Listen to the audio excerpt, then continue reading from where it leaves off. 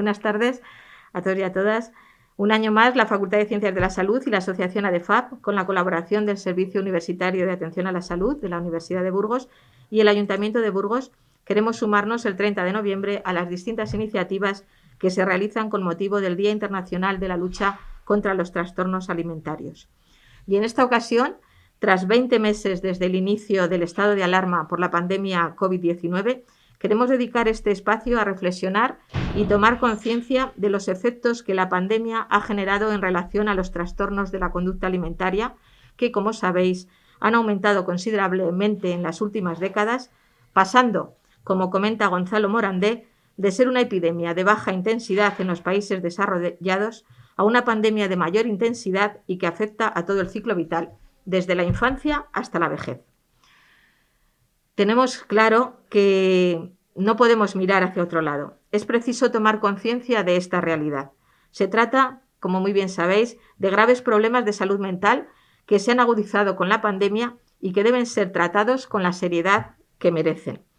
El trastorno de la conducta alimentaria no es un problema con la comida, es un problema que se refleja en la comida.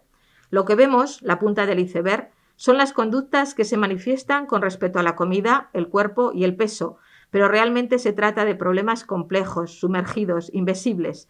El resto del iceberg que oculta emociones difíciles de gestionar, miedo, culpa, autocrítica, baja autoestima, soledad, pánico, ansiedad, tristeza, desesperanza, etc. Sabemos que la etiología es multifactorial, interviniendo diferentes variables, tanto en su origen como en su desarrollo y mantenimiento. Y también sabemos que la recuperación es posible a través de un abordaje interdisciplinar, médico, psicológico y socioeducativo, unido a la coordinación entre diferentes servicios y al tan importante apoyo familiar. En esta jornada dedicada a celebrar el Día Internacional de la Lucha contra los Trastornos de la Conducta Alimentaria, con el tema Trastornos Alimentarios, la otra pandemia, contamos con personas entregadas al 200% en esta lucha. Personas que bien desde su formación y experiencia profesional o bien desde su vivencia personal son totalmente conocedoras de esta realidad que son los TCA. Y ellas son María del Mar Herrero Hernando, psicóloga especializada en trastornos de la conducta alimentaria y coordinadora de la asociación ADEFAP, Marta Tena, presidenta de la asociación Cómete tus miedos, y Marta Rodríguez, psiquiatra experta en trastornos de la conducta alimentaria. Antes de darle la palabra, permitidme que introduzca el tema con algunos datos que he ido recabando mientras preparaba esta presentación. Datos generales que revelan el impacto de la COVID-19 en los trastornos de la conducta alimentaria y que completarán posteriormente Marimar con datos más cercanos a Burgos desde su experiencia profesional y posteriormente mis compañeras desde Zaragoza.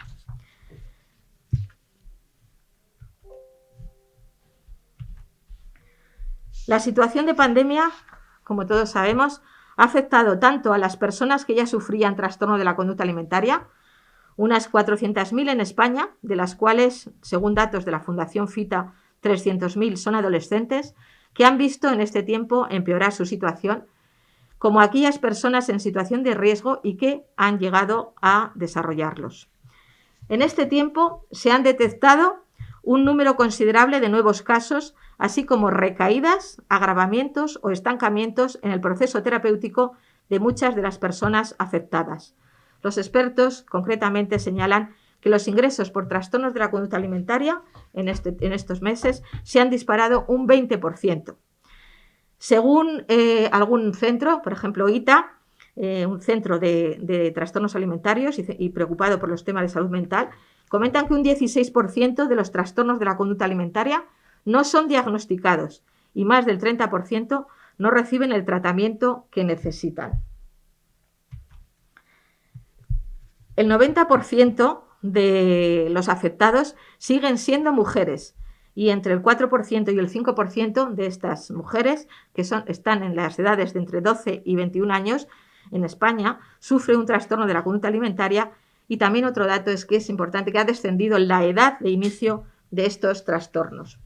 Según otras asociaciones, como por ejemplo ACAP, Asociación de Anorexia contra la Anorexia y la Bulimia, cada vez hay más varones con estas problemáticas, sobre todo chicos jóvenes, y el número además de consultas sobre las distintas variantes de este tipo de trastornos se ha triplicado durante los últimos meses. Los distintos especialistas además insisten en el efecto perjudicial de las redes sociales, de la cultura de la imagen, el culto al cuerpo y la sexualización infantil. Estas redes, concretamente en este periodo, hicieron mucho daño al ser la única ventana al exterior durante el confinamiento. Actualmente también sabemos que están muy de moda la comida real y el ayuno intermitente. Siempre han existido mitos sobre la alimentación, pero gracias a las nuevas tecnologías cada vez llegan más y a más personas. Por otra parte, no podemos olvidar el efecto que sigue existiendo y presente, ¿no?, de muchísimo daño que han hecho y siguen haciendo las páginas web que fomentan la anorexia y la bulimia, que ofrecen consejos, dietas o ejercicios, algunos muy, muy extremos, como con los que perder peso rápidamente.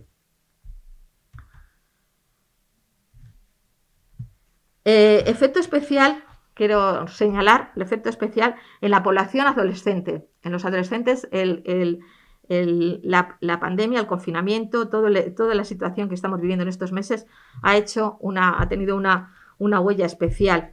Pues se encuentran, como sabemos, la adolescencia es una edad vulnerable, ¿no?, por el cambio que están experimentando a esa edad. La Fundación ANAR, ayuda a niños y adolescentes en riesgo, confirman estos datos. Aquí os pongo, ¿no?, una tabla en la que reflejan cómo cuando empezaron las primeras salidas después del confinamiento, los trastornos de alimentación en este grupo de edad aumentaron un 826,3% respecto a los datos que estaban del año pasado, del 2019. Estos son datos que se han obtenido a partir del número de llamadas atendidas durante el año 2020 en sus líneas de ayuda, que fueron más de 166.000 peticiones de auxilio de menores que estaban sufriendo algún tipo de problemas. En el informe de la Fundación ANAR se refiere concretamente lo siguiente: nos encontramos con problemas psicológicos muy graves, como un incremento muy significativo de los casos de ideas e intentos de suicidio y de los trastornos de alimentación como forma de autorregulación emocional y baja autoestima, que a su vez se ven acompañados de los esperados efectos de la ansiedad y la depresión. Como veis, en los 4 periodos que se han recogido los datos, desde el confinamiento estricto, las primeras salidas, la nueva normalidad y la vuelta al cole, vemos que en todo momento los trastornos de la conducta alimentaria han estado presentes, de tal manera que en el confinamiento estricto había un incremento, ¿no? Hemos visto un incremento considerable. En las primeras salidas se acentúa este mecanismo de regulación emocional, cuando en el periodo de la nueva normalidad sigue siendo especialmente pronunciado el efecto, sobre todo en el verano, y cuando en la vuelta al cole, en ese periodo del 21 de septiembre al 31 de diciembre, vemos que los trastornos de la conducta alimentaria ocupan el 4º puesto entre los problemas psicológicos más frecuentes y que están superados por las autolesiones, la ideación suicida, otros problemas psicológicos y la agresividad, lo cual nos indica, ¿no?, la importancia de este problema, de esta situación en nuestros menores. Otro dato es que son trastornos, como sabemos, ¿no?, muy graves, que en el peor de los casos pueden llevar a la muerte. Determinados datos nos determinan que un 5% de las personas con anorexia tienen este dramático final. Pero, sin embargo, no todos son datos negativos, ¿no? Tenemos que tener en cuenta que los trastornos de la conducta alimentaria, con todo ese tratamiento interdisciplinar que hemos comentado y que luego mis compañeras seguirán profundizando, se pueden recuperar. Y los datos nos determinan que entre el 50 y el 60% de los casos se recuperan totalmente, entre un 20 y un 30% lo hace parcialmente y solo entre un 10 y un 20% llega a cronificarse. Estos son datos recogidos de la Guía de Práctica Clínica sobre Trastorno de Conducta Alimentaria, elaborada por el Ministerio de Sanidad y Consumo. Como conclusión, decir que estos datos comentados nos permiten confirmar que la situación vivida en estos últimos 20 meses, debido a la pandemia, ha tenido un impacto muy profundo y negativo en las personas con trastornos de la conducta alimentaria, afectando tanto a su sintomatología, como al proceso de recuperación. Esta es mi intervención, simplemente para situarnos en una realidad, ¿no?, que a veces es dolorosa Son cifras muy alarmantes que nos permiten recordar, ¿no?, el efecto de, bueno, pues de esta otra pandemia, ¿no?, como estábamos, un poco el título que le habíamos dado a esta jornada, y que requiere, por lo tanto, esa visibilización, esa sensibilización, esa acción desde toda la sociedad. Continuando ya un poco con este tema, ¿ya?, para no alargar mucho mi intervención, que era simplemente una toma de contacto con los datos. A continuación interviene María del Mar Herrero Hernando. Ella, sabéis, psicóloga especializada en TCA y coordinadora de la asociación ADEFAP, que nos va a hablar ya del impacto también de la COVID en los trastornos de la conducta alimentaria desde su experiencia profesional en la asociación y en la práctica clínica en la consulta privada. Ella nos va a hablar de esta otra pandemia. Bueno, pues ese es el iceberg del que ha hablado María Ángeles. La punta es la alteración que tiene la persona con la comida y con el cuerpo, pero realmente esas son solamente soluciones, no es el problema estaría ahí abajo, ¿no? En la baja autoestima, el problema con la gestión de las emociones, autoexigencia, intolerancia a la frustración, problemas interpersonales. ¿Cuáles han sido los efectos del COVID en los trastornos de conducta alimentaria? Pues esas condiciones del confinamiento aumentaron el número de personas que desarrollaron trastorno de conducta alimentaria y también, también aumentaron la gravedad y la complejidad de estos trastornos. Pues a ver dónde está ahora la... Sí. Bueno, y esa situación de estrés e incertidumbre y angustia disparó los casos de personas que previamente estaban en riesgo. El trastorno por atracón, que es un trastorno que parece ser que hoy, por ejemplo, he estado viendo la televisión y parece que no aparece por ningún lado, solamente es anorexia lo que ellos visibilizan, pues el trastorno por atracón ha sido el gran problema del confinamiento. De hecho, yo es de lo que más he tenido durante la pandemia. Ahora ya lo tengo todo como más repartido, pero el trastorno por atracón ha sido un trastorno que desde luego ha aumentado, no sé ya si el número de casos, pero sí el número de consultas.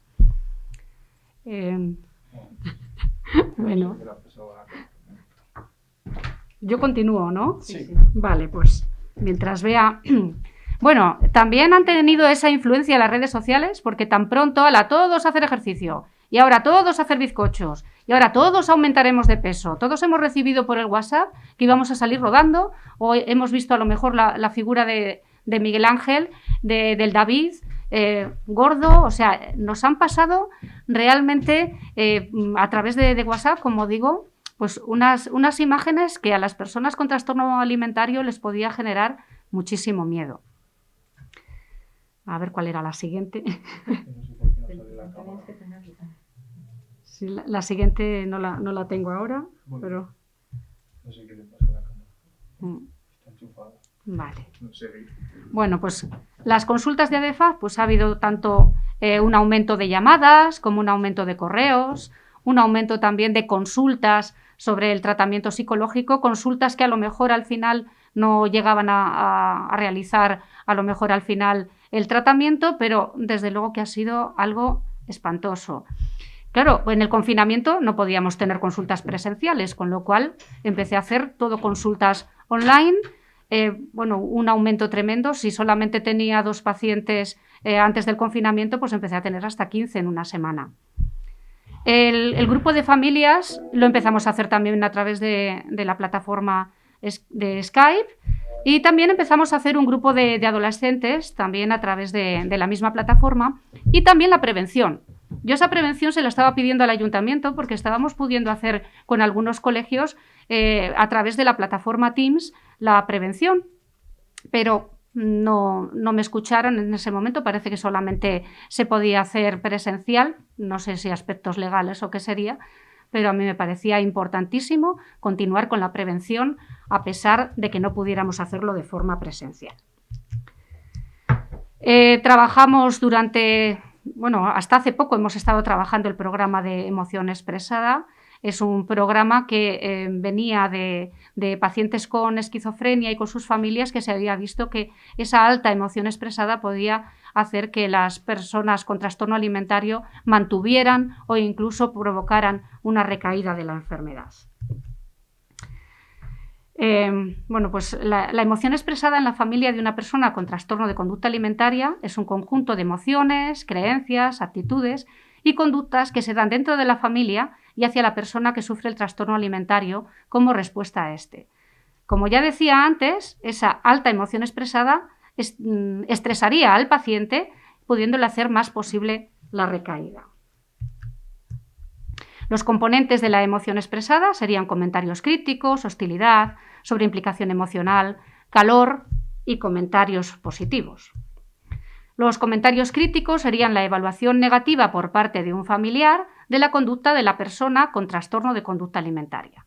El contenido no solo denota la crítica, sino también la entonación. La hostilidad sería el rechazo por parte de un familiar a la persona con trastorno de conducta alimentaria. No es solo una crítica a algo que hace, sino es en general a la persona. La sobreimplicación emocional sería la respuesta emocional intensa por parte de los familiares en un intento de controlar la conducta de la persona con trastorno de conducta alimentaria. La respuesta emocional puede ir desde sollozos, llantos constantes por la situación, autosacrificios por la exigencia de la patología o sobreprotección excesiva. El calor sería la respuesta emocional adecuada por parte de los familiares, que conlleva empatía, afecto e interés. Y los comentarios positivos son comentarios verbales de afecto a la persona. Todos estos componentes parecen tener un papel esencial en el transcurso de la patología de la persona o miembro de la familia con trastorno de conducta alimentaria. Cuando existen altos niveles de, por ejemplo, comentarios críticos, hostilidad y sobreimplicación emocional, el contexto familiar de la persona es más coercitivo, más vigilado y mucho menos flexible. Además del grupo de familias, pues también hemos tenido un grupo de adolescentes en el que hemos trabajado qué frases les ayudaban a ellos, ¿no? Y nos decían que les ayudaba el que les preguntaran qué necesitan, el que les dijeran no estás solo, no estás sola, qué bien lo estás haciendo, te estás esforzando, sabes que te quiero, tienes derecho a tener tus días malos, qué orgullosos estamos de ti y si necesitas llorar, llora. Y además, importante, sentirse escuchado, que no les den consejos y que no les juzguen. Y la imagen del delfín, ir al lado de nuestro ser querido para poderle ayudar en la recuperación y para poder ir todos remando en la misma dirección.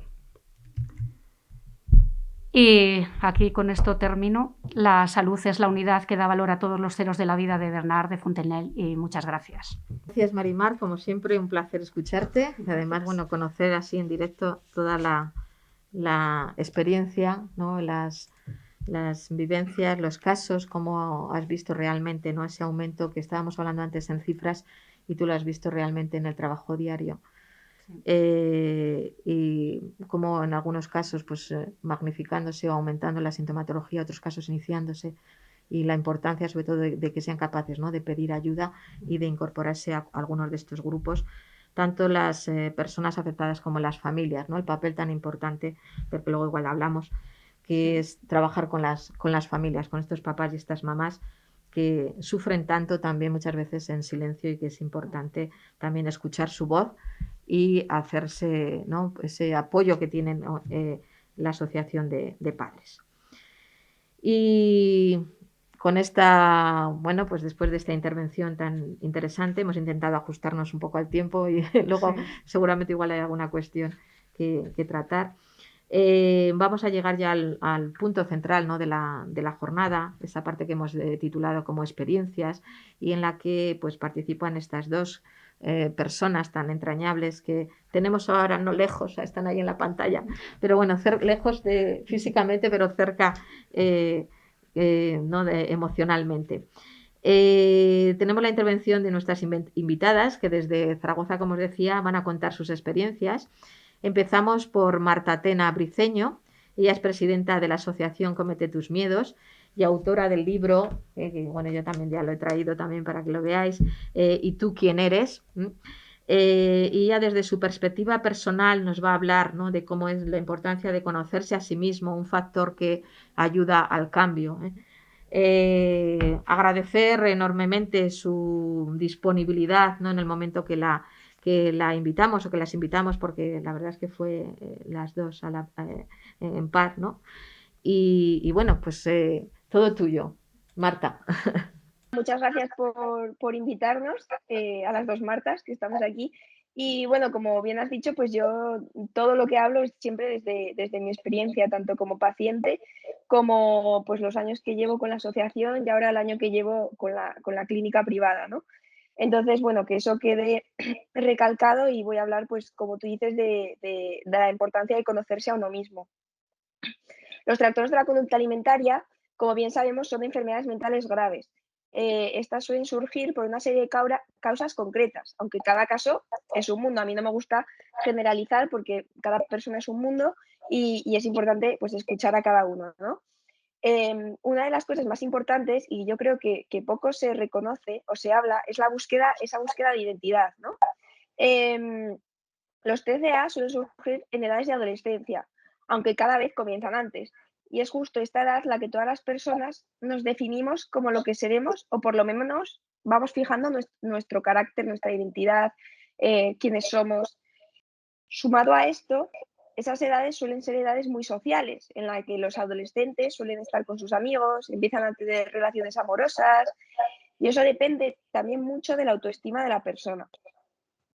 Todo esto está relacionado con la identidad de cada uno.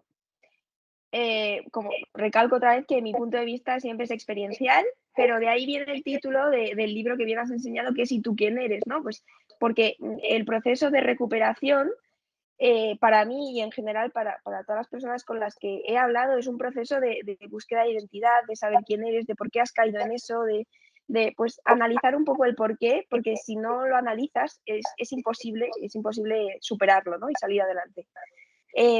Pues eso, en el libro trata cada etapa de la enfermedad, analizando el por qué, cómo pasó y cómo se solucionó. Esto lo cuento no como marketing, sino porque es importantísimo conocernos, pero también es una de las cosas más complicadas.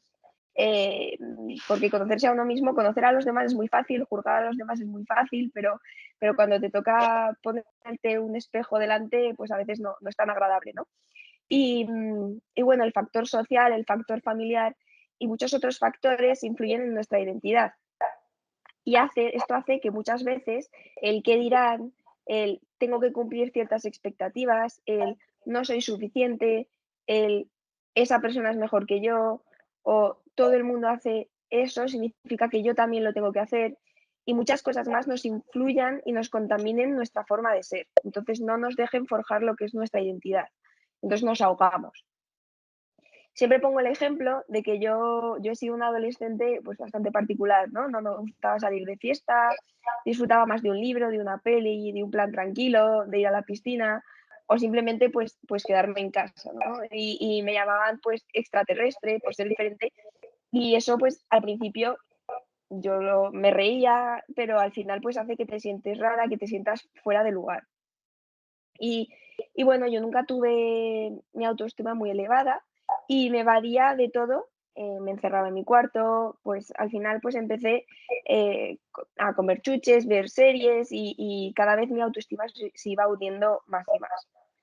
Em, Así fue, yo creo, como comenzó pues mi trastorno alimenticio, ¿no? Empezó por unos atracones y luego pues acabó lo que siendo más grave una anorexia nerviosa, mezclada con un poco de bulimia, pero sobre todo anorexia nerviosa y al final pues recuperación, gracias a Dios. Y me gustaría centrarme en unas preguntas que creo que son muy importantes, repito otra vez, basadas en mi experiencia y en mi trabajo de los últimos 4 años, ¿no? Entonces, una de ellas es, ¿qué pretendemos conseguir cuando caemos en un TCA? Esta pregunta tiene un poco de trampa porque si bien es verdad que tener un trastorno alimenticio es algo que no se elige, ni mucho menos quiero dar a entender con esta pregunta que es algo que se elige, sino que es una enfermedad grave de la que es muy difícil salir, pero de la que se puede salir con trabajo, esfuerzo, con un equipo médico y con apoyo, comunicación. Es algo de lo que se puede salir, pero bien, no es fácil salir de ello. Estos años, hablando con muchas pacientes o valientes, como me gusta a mí llamarles, desde Cómete tus miedos, he recibido comentarios del estilo de es que no quiero que dejen de prestarme atención. Comentarios que marcan por todo eso que hay detrás, ¿no? Porque, pues, como bien habéis dicho antes, la comida y el peso es la punta del iceberg. Porque luego notas este comentario de es que no quiero que dejen de prestarme atención y dices, jolín, ¿qué hay detrás de esto, no? Detrás hay ese miedo intenso a la soledad, esa soledad que como me gusta mucho hablar de la soledad porque es un sentimiento muy característico de tener un trastorno alimenticio, ¿no? Porque por un lado es una soledad irreal y por otro lado es una soledad real. Real, porque la gente a nuestro alrededor no comprende por lo que estamos pasando, no comprende nuestra situación, es una situación difícil, complicada, y a no ser que no pases por ella, pueden más o menos empatizar, pueden a lo mejor asimilarse a cosas que han pasado ellos, pero a no ser que pases por ella es muy difícil de comprender.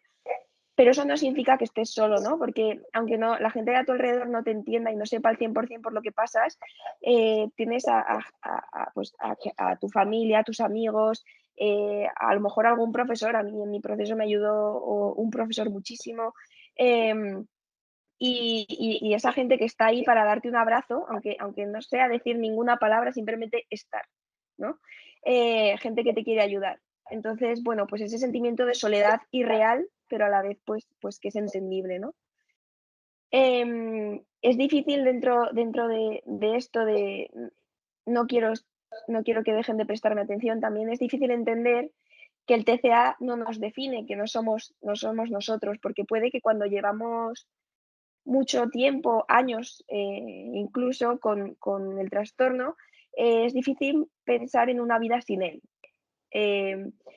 Eh, a lo mejor pensamos, jo, es que si me recupero, ¿quién soy? ¿Qué soy sin el trastorno? Nos sentimos desnudos, como que nuestra identidad es tener anorexia, es tener bulimia o es tener cualquier trastorno mental, ya generalizo a cualquier enfermedad mental.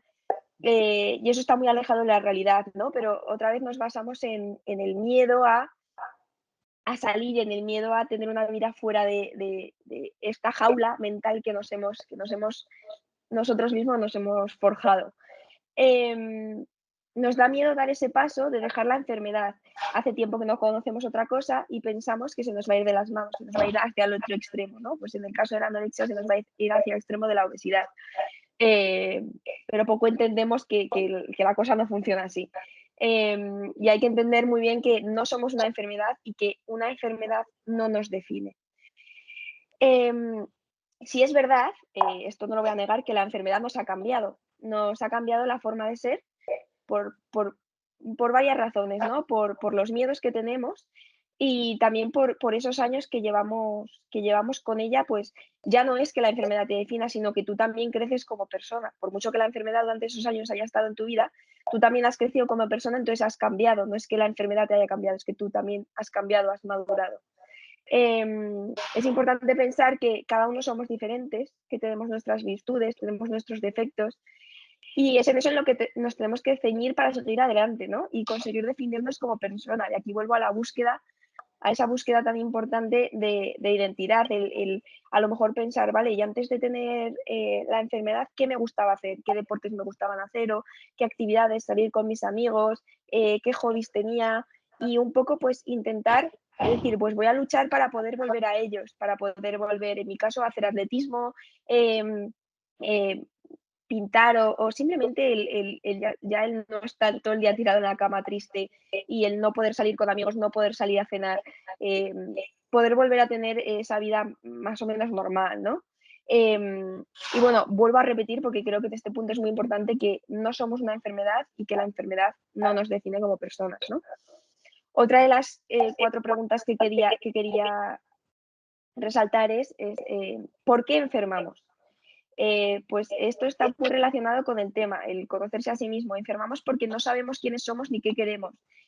No nos valoramos como persona, valoramos más a los demás, estamos más pendientes de los demás, de lo que ellos quieren de nosotros o de lo que ellos simplemente quieren para ellos mismos y nosotros pues tenemos que lavarles los pies, ¿no? Un poco em, por esa fobia de no ser aceptado, de no recibir atención.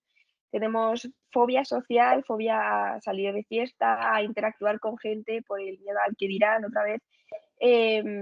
y tenemos también mucho miedo a poner límites al decir que no. Y por este miedo también viene por el miedo, por el no querer perder a gente, porque sentimos que si imponemos nuestras prioridades, la gente va a desaparecer de nuestra vida. A lo mejor, sinceramente, esto puede que si imponemos nuestros límites, puede que perdamos a gente de nuestra vida, pero a lo mejor esa gente no tenía que estar en nuestra vida, porque yo creo que cada uno tenemos que ser quienes somos con nuestros límites, porque si no, al final llega un punto en el que si no eres tú, acabas explotando de una manera u otra, ya sea con una enfermedad mental, ya sea con un ataque de ira, ya sea de cualquier manera, acabas explotando y eso no es sano ni para ti ni para las personas que te rodean, ¿no? Entonces, ahora voy a entrar en la pregunta de por qué cuando estás dentro de un trastorno alimenticio no queremos recuperarnos, porque una de las cosas básicas es que a lo mejor no queremos recuperarnos. Eh, Obviamente el núcleo, como bien lo he mencionado yo varias veces, es el miedo. Em, no queremos recuperarnos, pues por una razón por la que nos gusta la atención, nos gusta que nuestros padres ahora están todo el rato pendientes de nosotros, somos el tema principal. Por otro lado, también he de decir que eso agobia, pero bueno, gusta también ser prioridad, ¿no? Nos da miedo ser nadie sin el TCA, otra vez pues el TCA no te define, ya que no conocemos otra cosa desde hace tiempo y pensamos que eso es nuestra identidad. ¿Qué voy a ser yo si no soy una persona con anorexia? ¿Qué voy a ser si no soy esa persona delgada que tiene miedo a comer? Pues eres muchas cosas, eres una persona pues con tu carrera profesional o que está en busca de tu carrera profesional, eres una persona que le gusta determinadas cosas, eres amiga de tus amigos, graciosa, pues lo que sea, eres lo que sea, pero no eres un TCA. Por eso mismo tenemos que buscar las aficiones, las actividades, los estudios que nos gusten y nos definan. Recordar que las cosas que nos gustaban antes y dejamos de hacer por miedo. Yo siempre cuando hay alguien que me viene y me dice, es que no quiero salir, siempre le hago la misma pregunta, ¿no? ¿Qué echas de menos de tu vida previa a tener un trastorno alimenticio? ¿Y por qué caíste en tener un trastorno alimenticio? Y de ahí salen muchas cosas. El recordar también qué llenaba nuestros días y nuestro corazón, ¿no? Pues como repito, a mí me encantaba el deporte, sentirme viva, pero el deporte sin obligación. Porque claro, desde que empecé con el trastorno, empecé a hacerlo por compensar, empecé como una obligación, el tengo que correr tantos minutos, si no corro tantos minutos lo he hecho mal o me machaco en otros términos y obviamente pues ese tipo de deporte no era lo mismo, no te hacía sentir igual, al revés, te hacía sentir mucho más esclavo, ¿no? Entonces llegó un momento en el que tanto por salud mental como por salud física, porque por no tener la regla, pues tienes osteoporosis y es muy peligroso para los huesos, tuve que dejar de hacer deporte y eso pues me frustró, pero yo sabía que era bueno para mí porque en ese momento estaba siendo una esclava del deporte y no lo estaba disfrutando. Entonces, una de mis metas era volver a hacer deporte de manera libre, no de manera obligada. También el poder viajar, porque el TCA también me impedía el viajar, y qué voy a comer ahí en ese país, y qué voy a hacer si no estoy con mis alimentos de seguridad, en mi casa, con mi cama. Otra de mis cosas a las que yo me arraigaba era el que no quería perder años de la universidad. Bueno, al final con esto lo que quiero decir es que cada uno tenemos nuestros objetivos y lo importante es encontrar qué objetivos tienes tú en particular, no los demás para ti, sino tú como persona. Y eso tiene al final que ser una fuente para recuperarnos. Uno de los principales miedos es el miedo a encajar, ¿no? Bueno, esto ya lo he dicho varias veces, pero lo quiero recalcar de forma más concreta. El miedo a no ser suficiente, a no pegar en un grupo de gente, pero al final tienes que darte cuenta que no tienes que encajar en los demás, sino que tienes que encajar en ti mismo, que los demás no importan si tú no te valoras, si no te quieres, y que no le puedes caer bien a todo el mundo ni pretender agradar a todo el mundo. Todos somos diferentes y siempre va a haber alguien al que no le caigas del todo bien. Tienes que encontrar el equilibrio de saber quién eres, saber qué quieres y darte cuenta que solo agradándote a ti misma vas a ser feliz. Los demás siempre van a tener algo que decir y si tú te agradas a ti misma y eres tú misma, vas a encontrar a gente que te quiera tal y como eres. Las relaciones sociales son importantes, pero es imposible tener relaciones sanas si no nos valoramos o pensamos todo el rato en el qué dirán. Em, para introducir el tema que va a hablar mi compañera, la doctora Marta Rodríguez, me gustaría explicar de manera experiencial cómo ha influido el COVID en los trastornos alimenticios.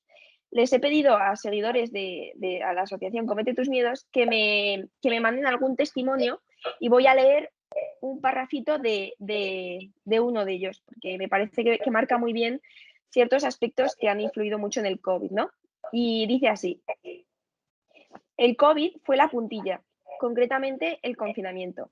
No poder salir de casa, no poder realizar ejercicio físico, ni caminar, ni correr. Comencé a realizar ejercicios con YouTube, cada vez más tiempo por sesión y cada vez más días por semana. Continué con conductas compensatorias. Si un día no hacía el ejercicio, me saltaba una comida, hasta terminar exhausta de ejercicio y en ayunas hasta casi el desmayo. Fue horroroso, pero al menos tuve el valor de volver a terapia 20 años después y estoy consiguiendo alguna herramienta para trabajar en ello. Y bueno, es bastante duro porque al final muestra, pues eso, ¿no? Que tienes que acabar desmayando de no comer o de no poder parar de hacer ejercicio. Pero bueno, lo positivo es que esta persona pues ha conseguido ir a terapia y que está trabajando en ello y que estoy segura de que volverá a recuperar la normalidad. El COVID ha influido mucho en personas con TCA o personas recuperadas. Muchas personas recuperadas han tenido recaídas.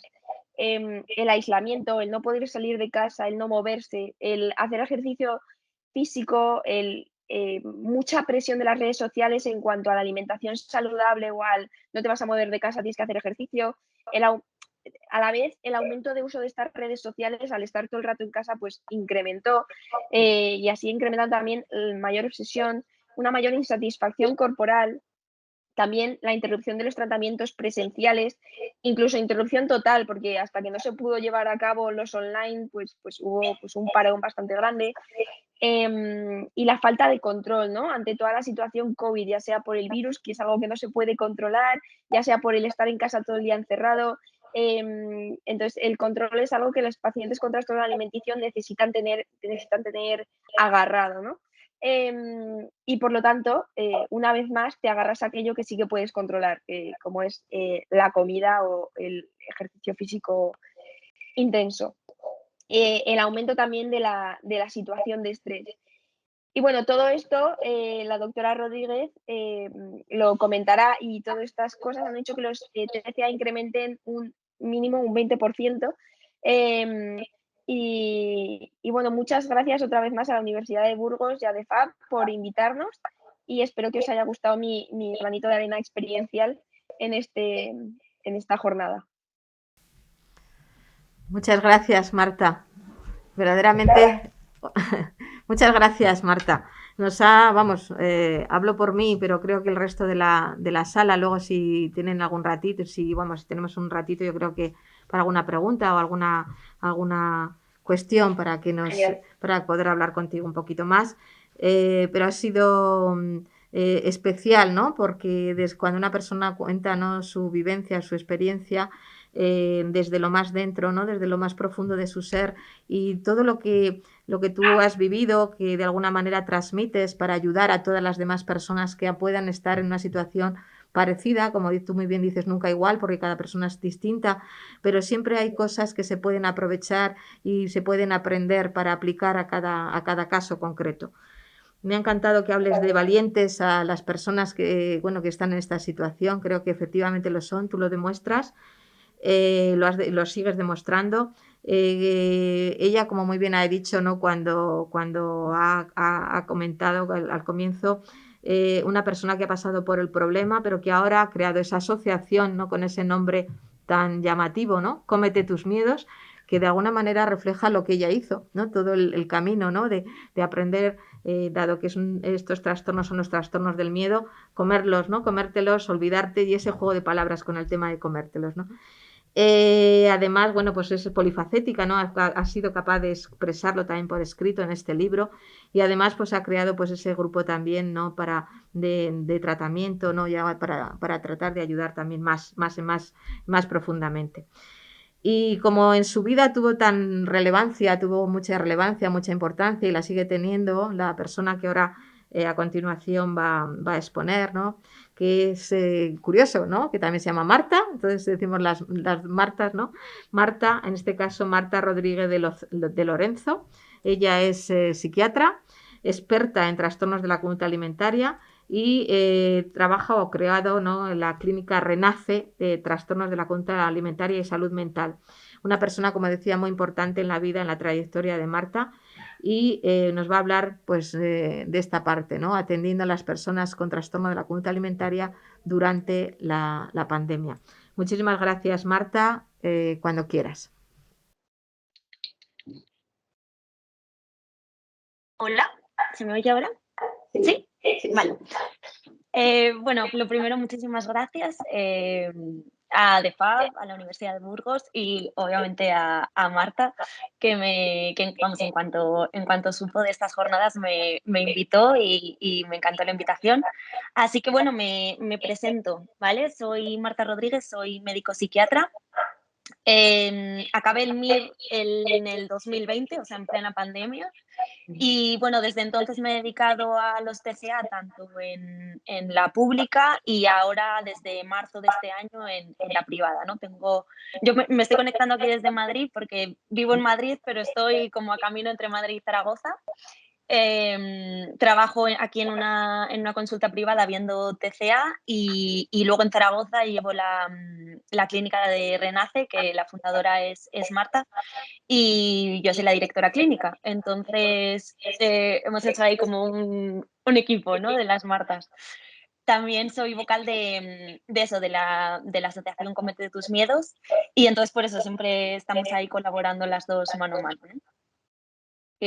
Tenemos un pequeño problema técnico que tendrá que cambiar Marta las diapositivas porque a mí no me va el compartir pantalla. ¿Puedes pasar, Marta?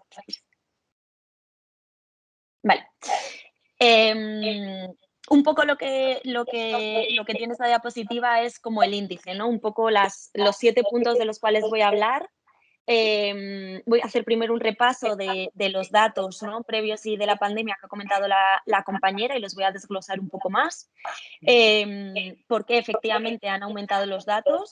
Lo he dividido como en 10 aspectos que a mí me han parecido muy importantes con mi experiencia y un poco también con la de otros compañeros.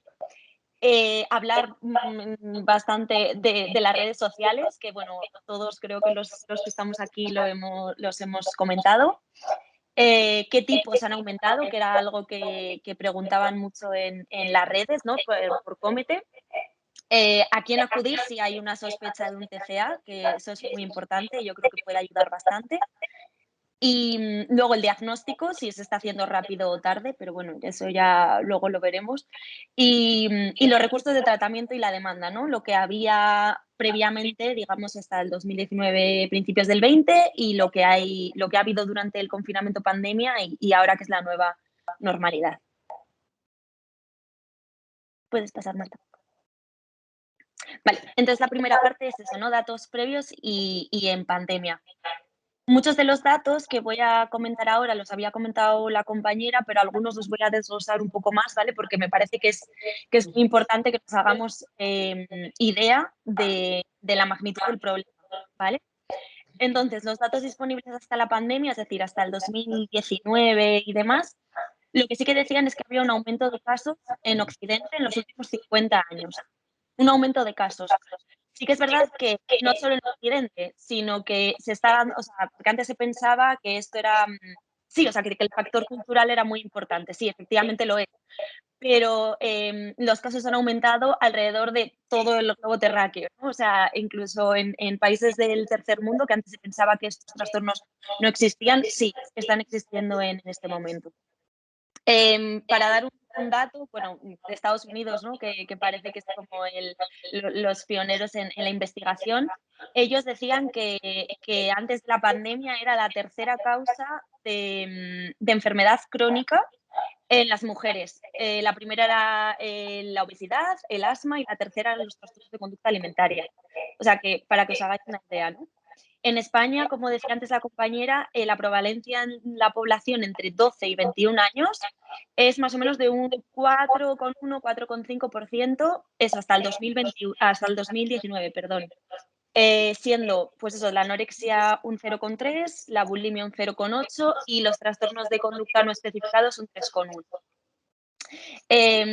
Se estimaba ya que más de una, o sea, una y un poco, ¿no? Más de una de cada 10 chicas adolescentes tienen un TCA. Y que la edad de inicio en anorexia solía estar entre los 13 y 18 y la bulimia entre los 18 y 25. Esto, datos aproximados, obviamente estos son estadísticas. Los datos que tenemos ahora a partir de la pandemia. Vale. Os cuento un poco los datos que he recabado, ¿no? Hace unas semanas fue el 24 Congreso Nacional de Psiquiatría y ya apuntaban, ¿no?, que los TCA son la otra pandemia, ¿no? Es decir, que además de la pandemia del COVID, está la pandemia de salud mental. TCA son como la otra pandemia, ¿no? La otra pandemia que nos está acechando. Ha habido un aumento de un 20% de los casos durante toda la pandemia de estos 2 años, vamos, y han empeorado efectivamente los 400.000 existentes, siendo 300.000 de ellos existentes. La Fundación FITA y la Fundación AET comentan también que han aumentado los ingresos hospitalarios un 20% y que además los ingresos son más graves, es decir, tienen un IMC mucho más bajo, tienen un peso más bajo o tienen mucha más sintomatología, es decir, estamos viendo anorexias restrictivas y purgativas, ¿no?, con muchos síntomas y muy graves. Desde el Niño Jesús comentaban que ellos sí que efectivamente niños y adolescentes habían visto un 20% más de ingresos y sobre todo de tipo anoréxico, ¿no? La prevalencia en España ya se supone, no hay datos todavía aún concretos, pero sí que se supone que es mucho más del 4,5%. Es posible que hayamos aumentado hasta un 5 o más.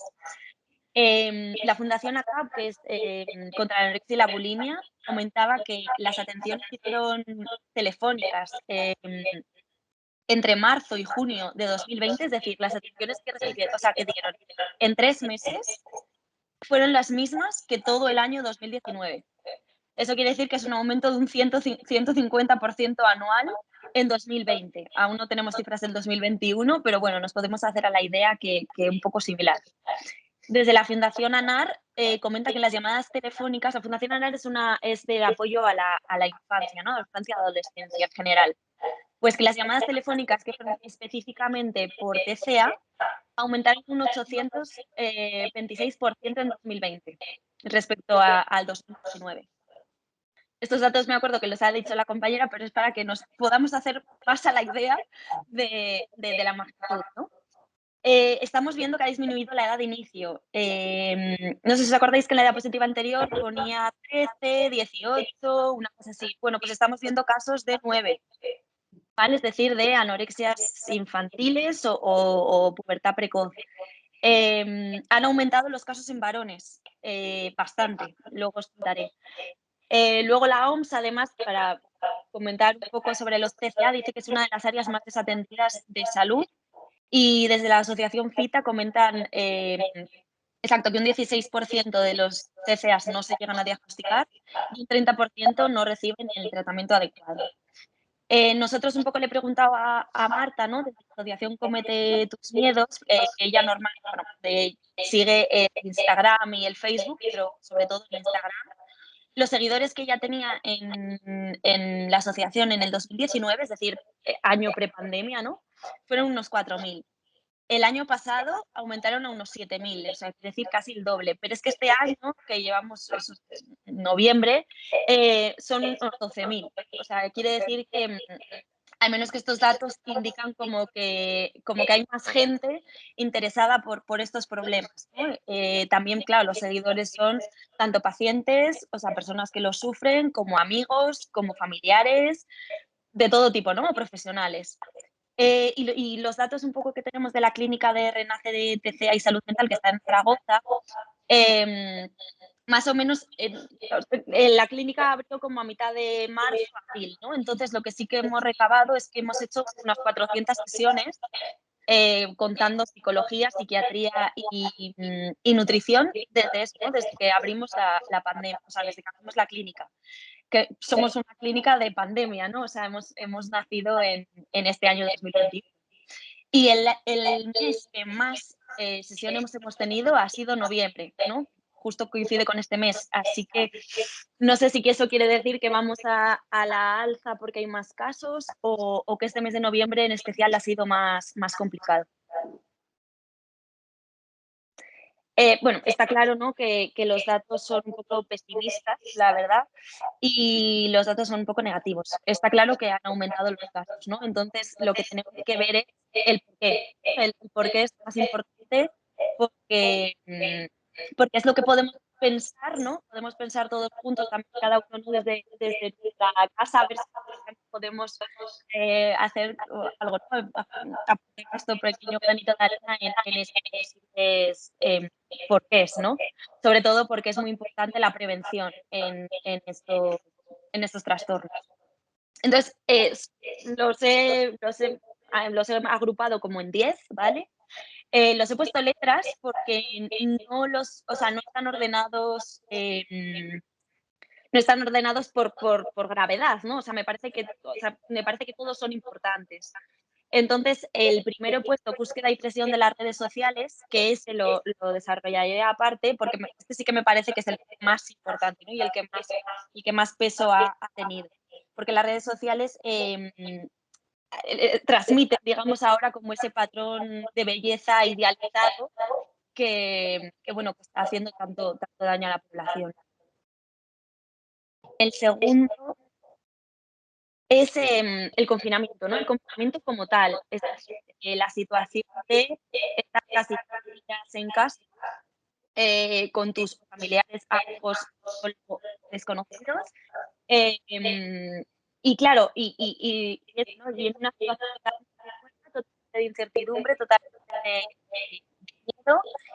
Y entonces, claro, el confinamiento para las personas que tenían un factor de riesgo para un TCA ha sido un poco como la gota que colmó el vaso, ¿no? O sea, se han juntado ya solo la situación de confinamiento con factores de riesgo, pues han hecho que la persona desarrollara el TCA. En personas que tenían un TCA y que lo tenían más o menos oculto, entre comillas, ¿no? Las familias lo han descubierto al final, ¿no? Porque son 100 días casi confinados con familiares, amigos y entonces lo han descubierto, entre comillas, ¿no? Pero también es verdad que hay que contar que las familias estaban muy cansadas, ¿no? Estaban también ellas mismas agotadas, entonces se han descubierto más TCAs, lo que pasa es que también se han normalizado quizá pérdidas de peso rápidas o conductas más anómalas que al final se han hecho, digamos, que un poco familiares, ¿no? Pues eso, hablábamos antes de hacer bizcochos o de repente, pues, pasarnos al real fooding, cosas así, que en personas que no tienen factores de riesgo, no son vulnerables, pues puede que no desarrollen un TCA, pero para personas de riesgo sí. Y luego para personas que han tenido o sea, que ya tenían un TCA, ¿no? Que tenían un trastorno de conducta alimentaria, el hecho de socializar, digamos que era un poco lo que les conectaba con el mundo, ¿no?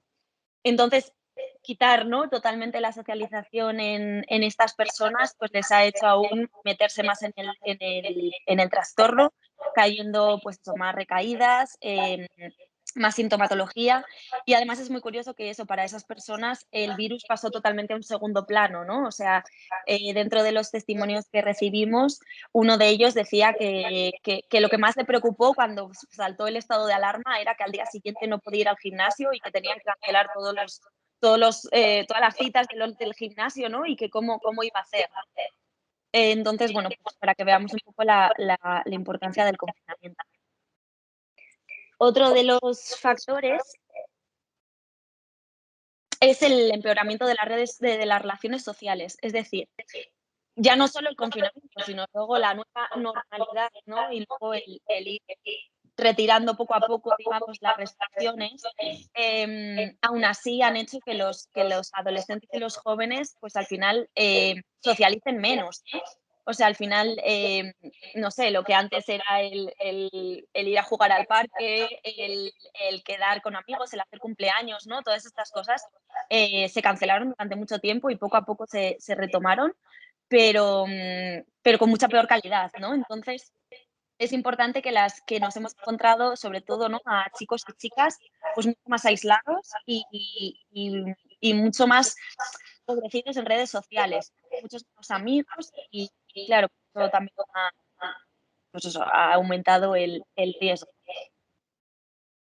Otro de los factores es bueno, el acoso en redes sociales. Este a mí me parece también muy importante.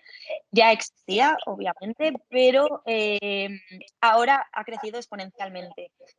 Porque antes el acoso, ¿no? Podía ser en persona, algo en redes sociales, poco a poco, ¿no? Yo recuerdo de mi época de cuando era adolescente, ¿no? Pero es diferente, ¿no? Ahora, como digamos que la apertura a la tecnología te hace que recibas, digamos, el bullying 24/7, ¿no? Tanto en el teléfono como en las redes sociales, todo tipo, ¿no? Además con fotos, con modificaciones de tu cuerpo o cosas así, ¿no? Cosas que han contado los adolescentes y los niños que son realmente terribles, ¿no? Entonces, además, eso, el acoso en redes sociales, me parece que es una cosa que sí que deberíamos hacer mucha prevención porque es algo muy importante y que está aumentando. O sea, creo que es un problema en el cual, pues eso, nosotras estamos haciendo charlas en colegios porque nos parece muy importante este tema. Otro de los factores es el aumento de consumo de tóxicos.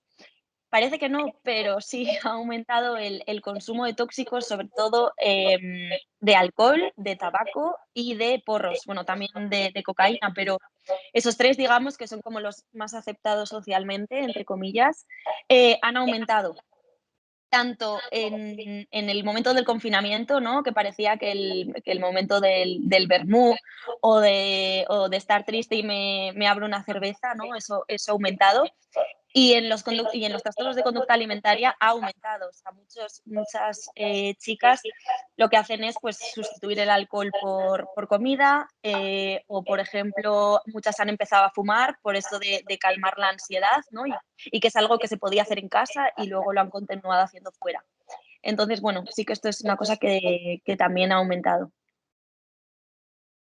Otro de los factores, sobre todo en, bueno, niños, adolescentes, pero también adultos jóvenes, en general en toda la población, ¿no? El aumento del uso de videojuegos.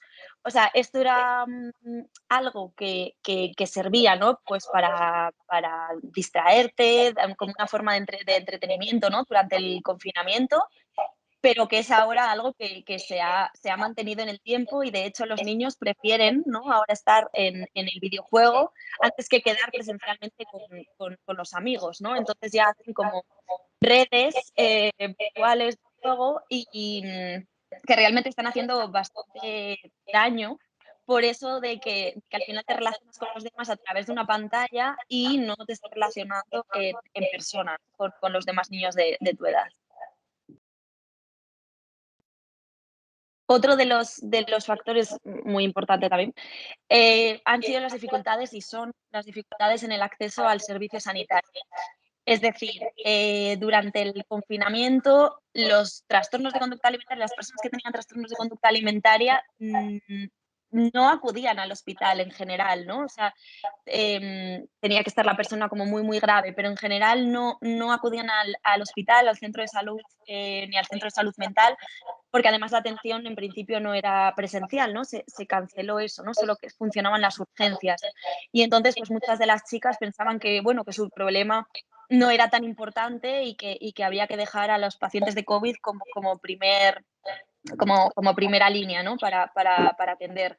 Pero o sea, esto lo que hizo fue un efecto boom, ¿no? De al final, pues eso, una gran demanda después y claro, los pacientes están pues más graves, con más síntomas y eso, y al final pues hay casi un colapso, ¿no? O sea, hay un aumento de las listas de espera, hay un aumento de eso, de la demanda de tanto de recursos más específicos como en los centros de salud mental, en las hospitalizaciones. Bueno, eso luego ya lo contaré un poco más.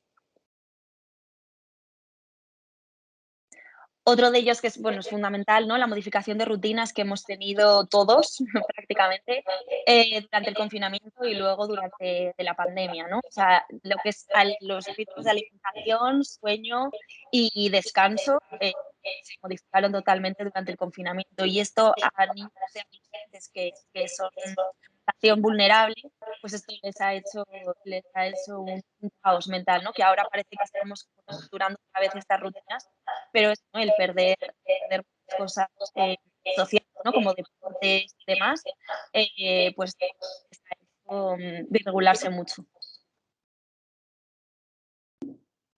Otro de los aspectos que también comentaba la compañera, ¿no? Es la influencia emocional, es decir, todos hemos sufrido en esta pandemia, ¿no?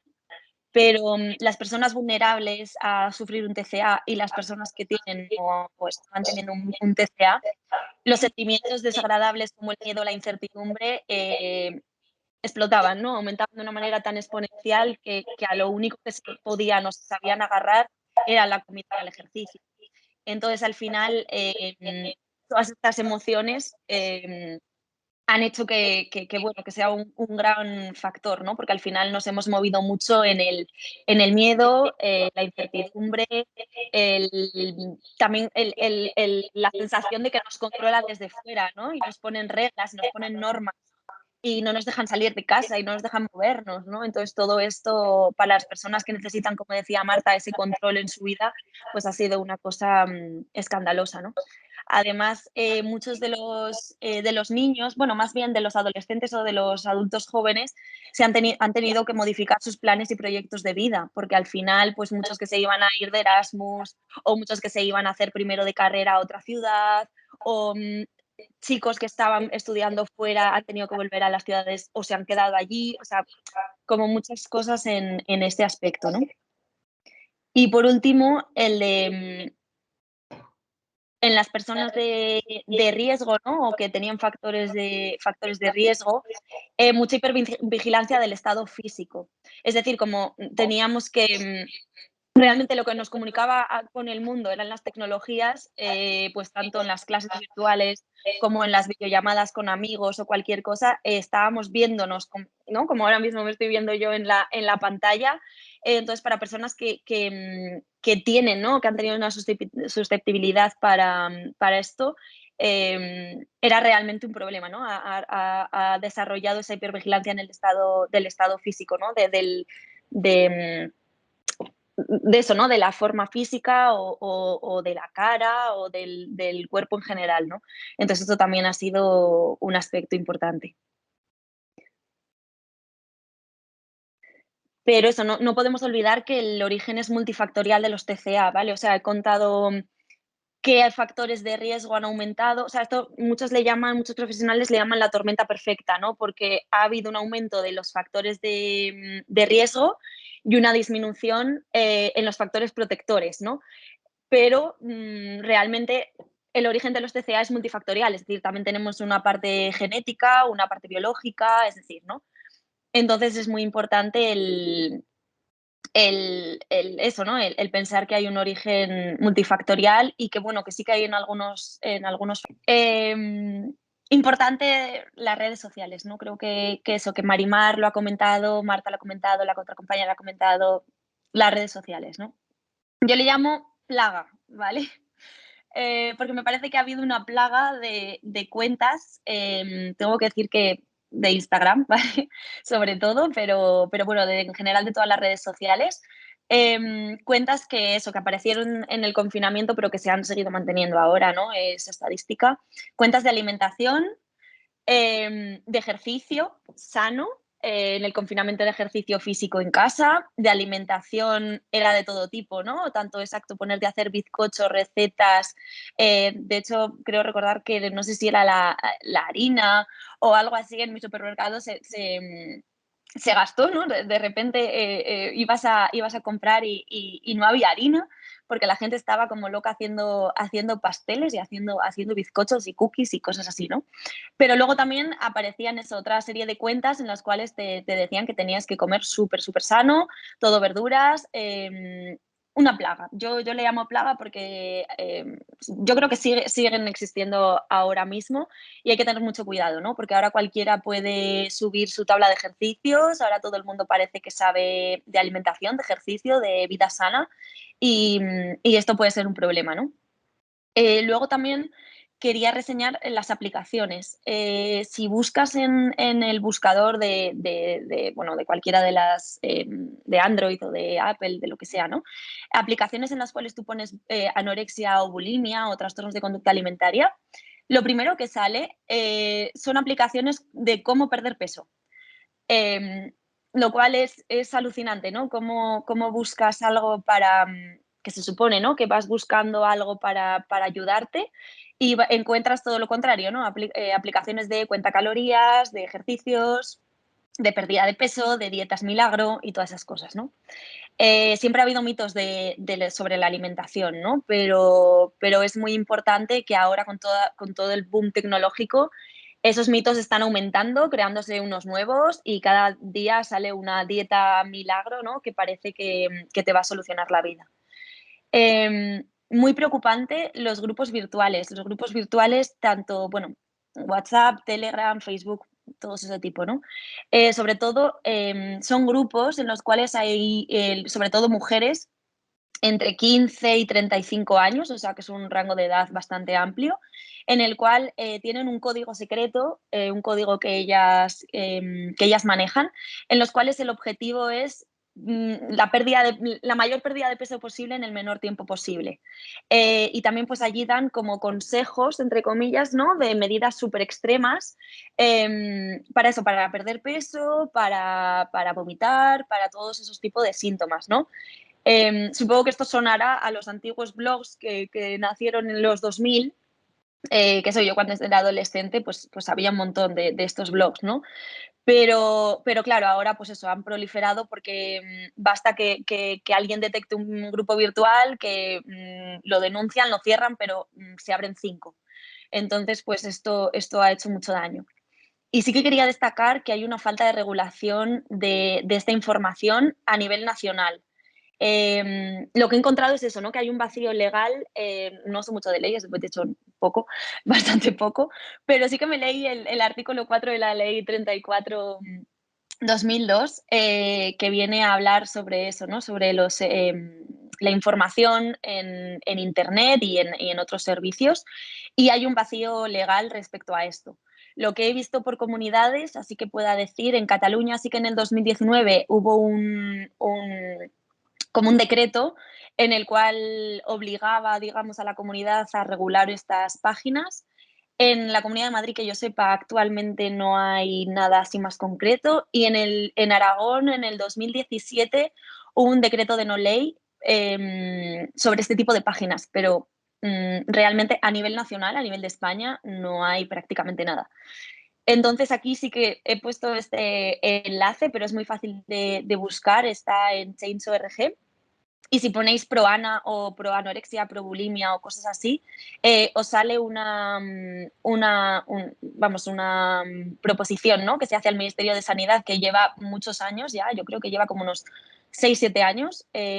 Lo inició una asociación y aún está activa. De hecho, yo me enteré hace poco y he firmado. Además, es gratuito y es un poco para ver si llegamos, ¿no? Para ver si llegamos a que haya más regulación sobre estas páginas, porque realmente si entras en alguna de ellas son escalofriantes.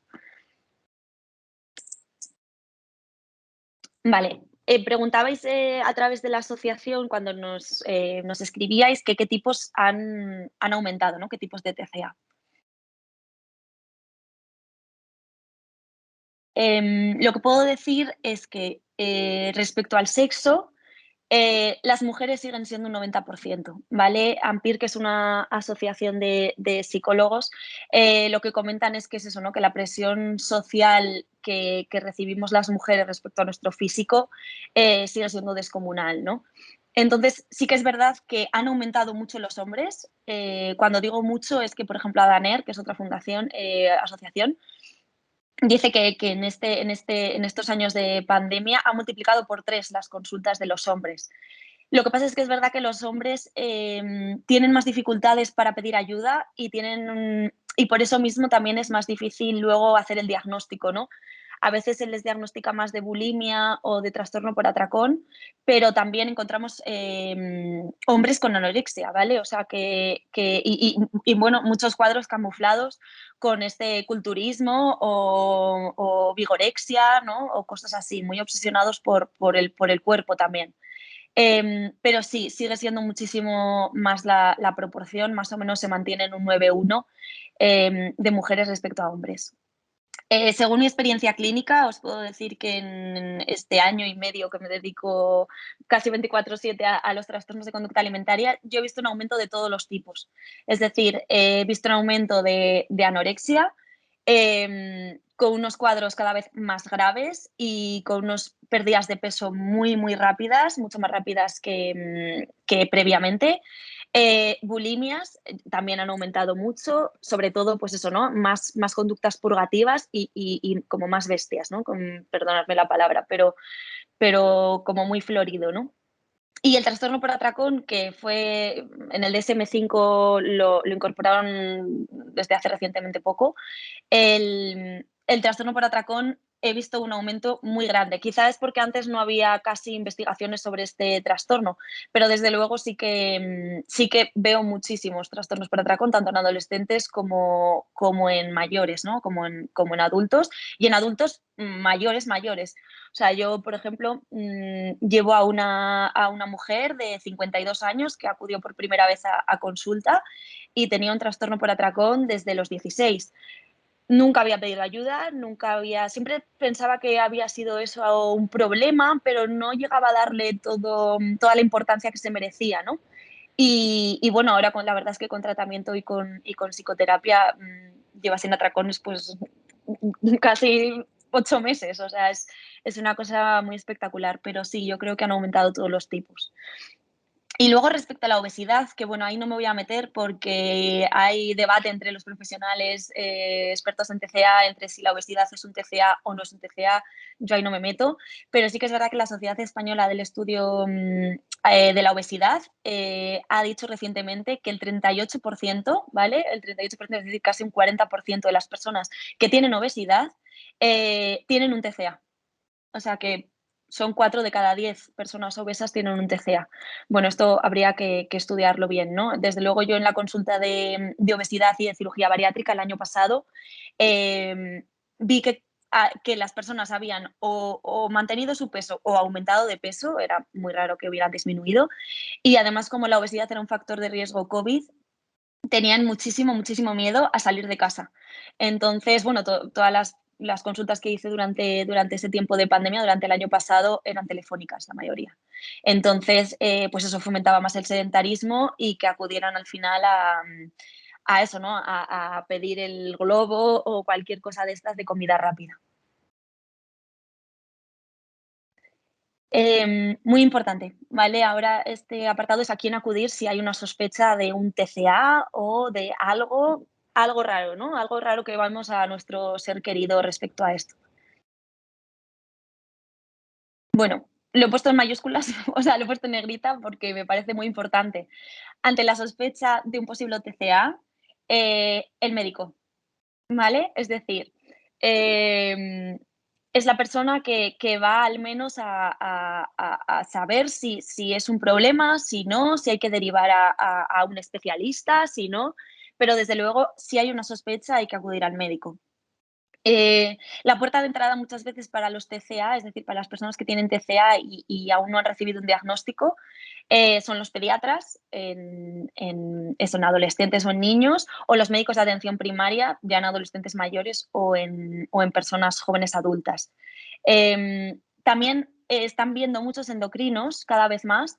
personas con un TCA que igual llevan años, pero que ahora están consultando, pues eso, ¿no? Porque no pierden peso, o porque han aumentado mucho de peso, o porque han bajado mucho de peso, o problemas, ¿no? De tiroides, o diferentes problemas que parece que son accesorios al TCA a veces y que los están empezando a ver los endocrinos como primeras personas. Y un aumento de detección en los ginecólogos. ¿Por qué? Pues porque la mayoría de las chicas pierden la regla. Entonces, al final, hay que formar bien a los ginecólogos en estas señales de alarma, ¿no? De niña de 16, 17 años que le vino la regla a los 13 y que más o menos ha tenido unos ciclos regulares y no tiene la regla, ¿no? Y la madre o el padre le llevan todo extrañados. ¿Qué ocurre, no? ¿Qué pasa? ¿Será algo hormonal? Bueno, pues igual hay que estudiar un poco más allá, ¿no? También otras personas que no son médicos, pero pueden detectar señales de alarma de un TCA son los nutricionistas. ¿Por qué? Porque muchas personas pues demandan, ¿no?, al nutricionista dame una dieta para perder peso. Y hay que ver, ¿no?, qué hay detrás de esa pérdida de peso, por qué, qué te está motivando a ello, cómo estás, ¿no? Entonces, creo que también hay que formar muy bien a los nutricionistas para que detecten estas señales. Obviamente los psicólogos, ¿no? Mucha gente va, ¿no?, al principio sin saber que tiene un TCA porque tiene ansiedad, porque tiene depresión, porque se encuentra mal, y rascando encuentras que tienen un trastorno de la conducta alimentaria, pues puede ser de años, de meses de evolución, y que los psicólogos son los que muchas veces detectan esto, ¿no? El diagnóstico como tal lo realiza un médico psiquiatra, es decir, un médico especialista en psiquiatría. Es quien puede dar el diagnóstico más preciso y quien es un poco el director de orquesta luego en el tratamiento, ¿no?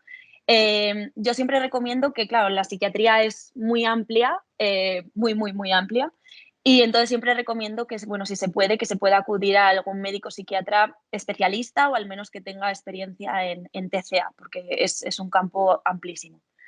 Dentro de todo esto es súper importante incluir a las familias en todo lo que se pueda, ¿vale? Y todo lo que, claro, en adolescentes se puede más, pero en adultos a veces es un poco más complicado. Pero siempre es muy importante incluir a las familias, porque las familias no son la causa del problema, ¿vale? Recordamos que el origen es multifactorial, entonces vamos a dejar de repartir culpas, ¿no? Y las familias pueden efectivamente ayudarnos muchísimo a que la persona salga del problema. ¿Qué recomendaría a unos padres o a alguien, ¿no?, alguna persona que tenga un ser querido que, ¿no?, que tenga algunas conductas raras? Bueno, pues como señales de alarma sería muy importante que pudieran ver que se empieza a obsesionar o está muy obsesionado con eso, ¿no?, con el aspecto físico, respecto a salir o no en fotos, en vídeos, redes sociales, obviamente, sobre la alimentación, que empieza a quizá tontear con algunos alimentos, ahora me tomo estos, ahora no, ahora esto tomo menos, o ahora de repente como muchísimo y luego la siguiente comida la salto, ¿no? O sea, obsesiones con el ejercicio físico y con la comida, pero además que tengan un cambio en el comportamiento, ¿vale? Es decir, que la persona se vea, ¿no?, que está empezando a tener cambios de humor, que de repente le ves más triste o de repente le ves más aislado, más como ensimismado en su mundo. Em, y también, muy importante, que tiendan al aislamiento, ¿no? Al final ya no solo para comer como solos, ¿no?, sino como aislarse de los amigos, aislarse de la familia. Eso serían un poco las señales de alarma que sí que quería resaltar porque es importante para la prevención, ¿no? Pero sí que es verdad que la sociedad, la anterior, Marta. La anterior. Perdona. Eso, para terminar este trozo, ¿no? Que la sociedad es verdad que está aumentando la visibilización de los TCA. Y creo que esto es lo rescatable respecto a todo esto, ¿no? Efectivamente, las compañeras han comentado que desde ADEFAB pues, han continuado haciendo los grupos para adolescentes, los grupos para familiares. Nosotras desde Comete tus miedos pues, intentamos dar en las redes sociales pues una información veraz, una información saludable, ¿no? Con pues eso, médica, científica, también con testimonios, ¿no? de muchas valientes.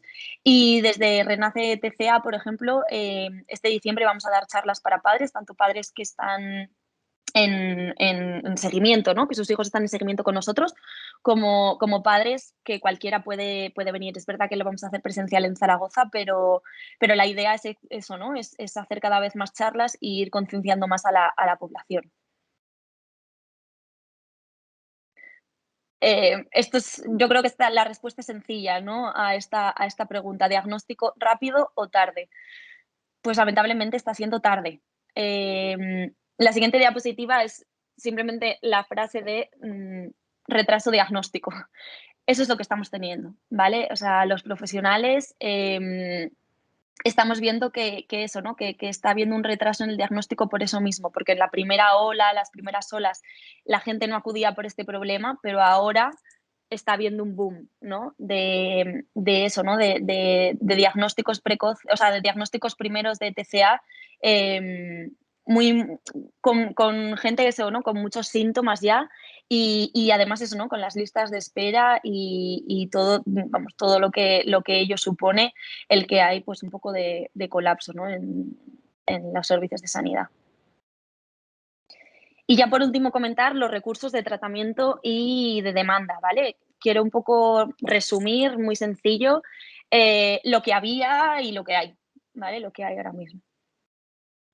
Pero antes de hablar de recursos hay que hablar de tratamiento, ¿no? Esto lo he puesto en grande y quería haberlo puesto más grande, pero no sé muy bien cómo funcionan estas cosas en el PowerPoint para que te salgan así como en flash, pero quería resaltar esto, ¿no? Que el 50-60% de las pacientes, las pacientes, perdón, se curan, ¿vale? Recuperación completa. Tenemos el ejemplo de Marta, ¿no? Que ha compartido su experiencia con nosotros. Eso quiere decir que es mucho, ¿vale? Es decir, hace unos 30-40 años los datos estaban invertidos. Ahora mismo 20-30% se curan parcialmente y un 10-20% se cronifican. Antes los que se curaban eran unos 10-20%, ¿vale? Entonces, algo yo creo que estamos haciendo bien, en general todos, ¿no? Los profesionales, familias, pacientes, todo, ¿no? La sociedad, los científicos, así que casi eso, ¿no? Casi un 50-60% se curan totalmente. Y por recursos, básicamente, porque entiendo que habrá gente que de esto es la primera vez que escuche, ¿no? Digamos que los recursos de mayor intensidad a menor intensidad están repartidos como en 3 grupos, ¿no? Hospitalización, quiere decir un ingreso en un hospital. Hospital de día, TCA, hospital de día quiere decir que pasan la mayor parte del día en el dispositivo, pero duermen en casa. Entonces también es verdad que pueden mantener quien tenga un trabajo, quien tenga los estudios, entonces no están ingresados completamente 24/7 en el recurso, ¿vale? Y los comedores terapéuticos son parecidos a los hospitales de día, en los cuales antes de comer hay terapia, se come en grupo y luego después hay terapia, ¿vale? Sería un poquito menos intensivo que el hospital de día, pero bueno, parecido. Y el ambulatorio y los centros de día sería como, pues eso, hacer el tratamiento desde casa. Entonces, dentro de la hospitalización, cuando la persona quiere decir que cumple unos criterios diagnósticos para ingresar, es decir, la paciente está mal, está grave, tanto sea una anorexia como una bulimia, un trastorno de atracón, lo que sea, un TCA, pueden ingresar en la UTCA, quiere decir en una unidad de trastorno de conducta alimentaria específica, o si no hay camas o hasta que haya camas en la UTCA, pueden ingresar en la UHB, que es en la unidad de hospitalización breve. Esto es lo que pasó, por ejemplo, en los meses de confinamiento. Muchas de las UTCAs cerraron porque había que dejar camas para psiquiatría general y camas para COVID. Entonces, luego en verano, a partir de mayo, junio, las UTCAs volvieron a abrir y volvieron a ser presenciales y volvieron a ingresar pacientes. Pero sí que es verdad que, claro, los hospitales y las plantas, dependiendo de los brotes que ha habido de COVID, pues cerraban, no cerraban, disminuían el aforo, las aislaban. O sea que ha sido un poco caótico. Luego, por ejemplo, también en circuito privado ya existía, pero ahora también en la Comunidad de Madrid han abierto una, que es la UME, una unidad de media estancia de TCA, en los cuales el paciente puede estar entre 6 meses, ampliable a 1 año. La hospitalización normal suele ser de 1 mes a 4 meses, una cosa así, como mucho. Pero si se necesita un recurso de mayor intensidad, está la media estancia, que puede ser de 6 meses a 12. Y luego tenemos la hospitalización domiciliaria, que, por ejemplo, en el Niño Jesús esto sí que lo están haciendo, hay un equipo que lo está haciendo, que es, digamos, ingresar al paciente, pero en su propia casa. Es decir, claro, con una serie de normas y de límites y los profesionales van desde el hospital a la casa todos los días y se está en contacto con la familia 24/7. Entonces, la hospitalización se ha mantenido presencial durante toda esta pandemia y nueva normalidad. Dentro del hospital de día TCA y de... Marta, el anterior. Vale, dentro del hospital de día TCA y los comedores terapéuticos, tuvieron que medio cerrar en el confinamiento, ¿no? O sea, no se permitía la presencialidad. Entonces, no cerraron del todo, sino que los profesionales siguieron trabajando pico pala desde los hospitales de día, pero sí que es verdad que se mantuvieron las consultas, o sea, se iniciaron más las consultas telemáticas, los grupos por Zoom, las llamadas telefónicas, las terapias individuales y grupales, pues eso, ¿no? Por estos medios tecnológicos. Y luego ya a partir de verano más o menos fueron abriendo y hasta ahora siguen manteniendo la parte presencial y la parte telemática, las dos cosas, porque aún hay restricciones de aforo. Entonces también hay que mantener las distancias y con cada ola y restricciones pues van disminuyendo o ampliando el aforo. Pero sí que es verdad que, por ejemplo, en el Hospital de Día de Santa Cristina, que es aquí en Madrid, antes había 25 plazas por la mañana, 25 plazas por la tarde y ahora está habiendo 12 y 12. O sea, hasta ahora no se puede ampliar.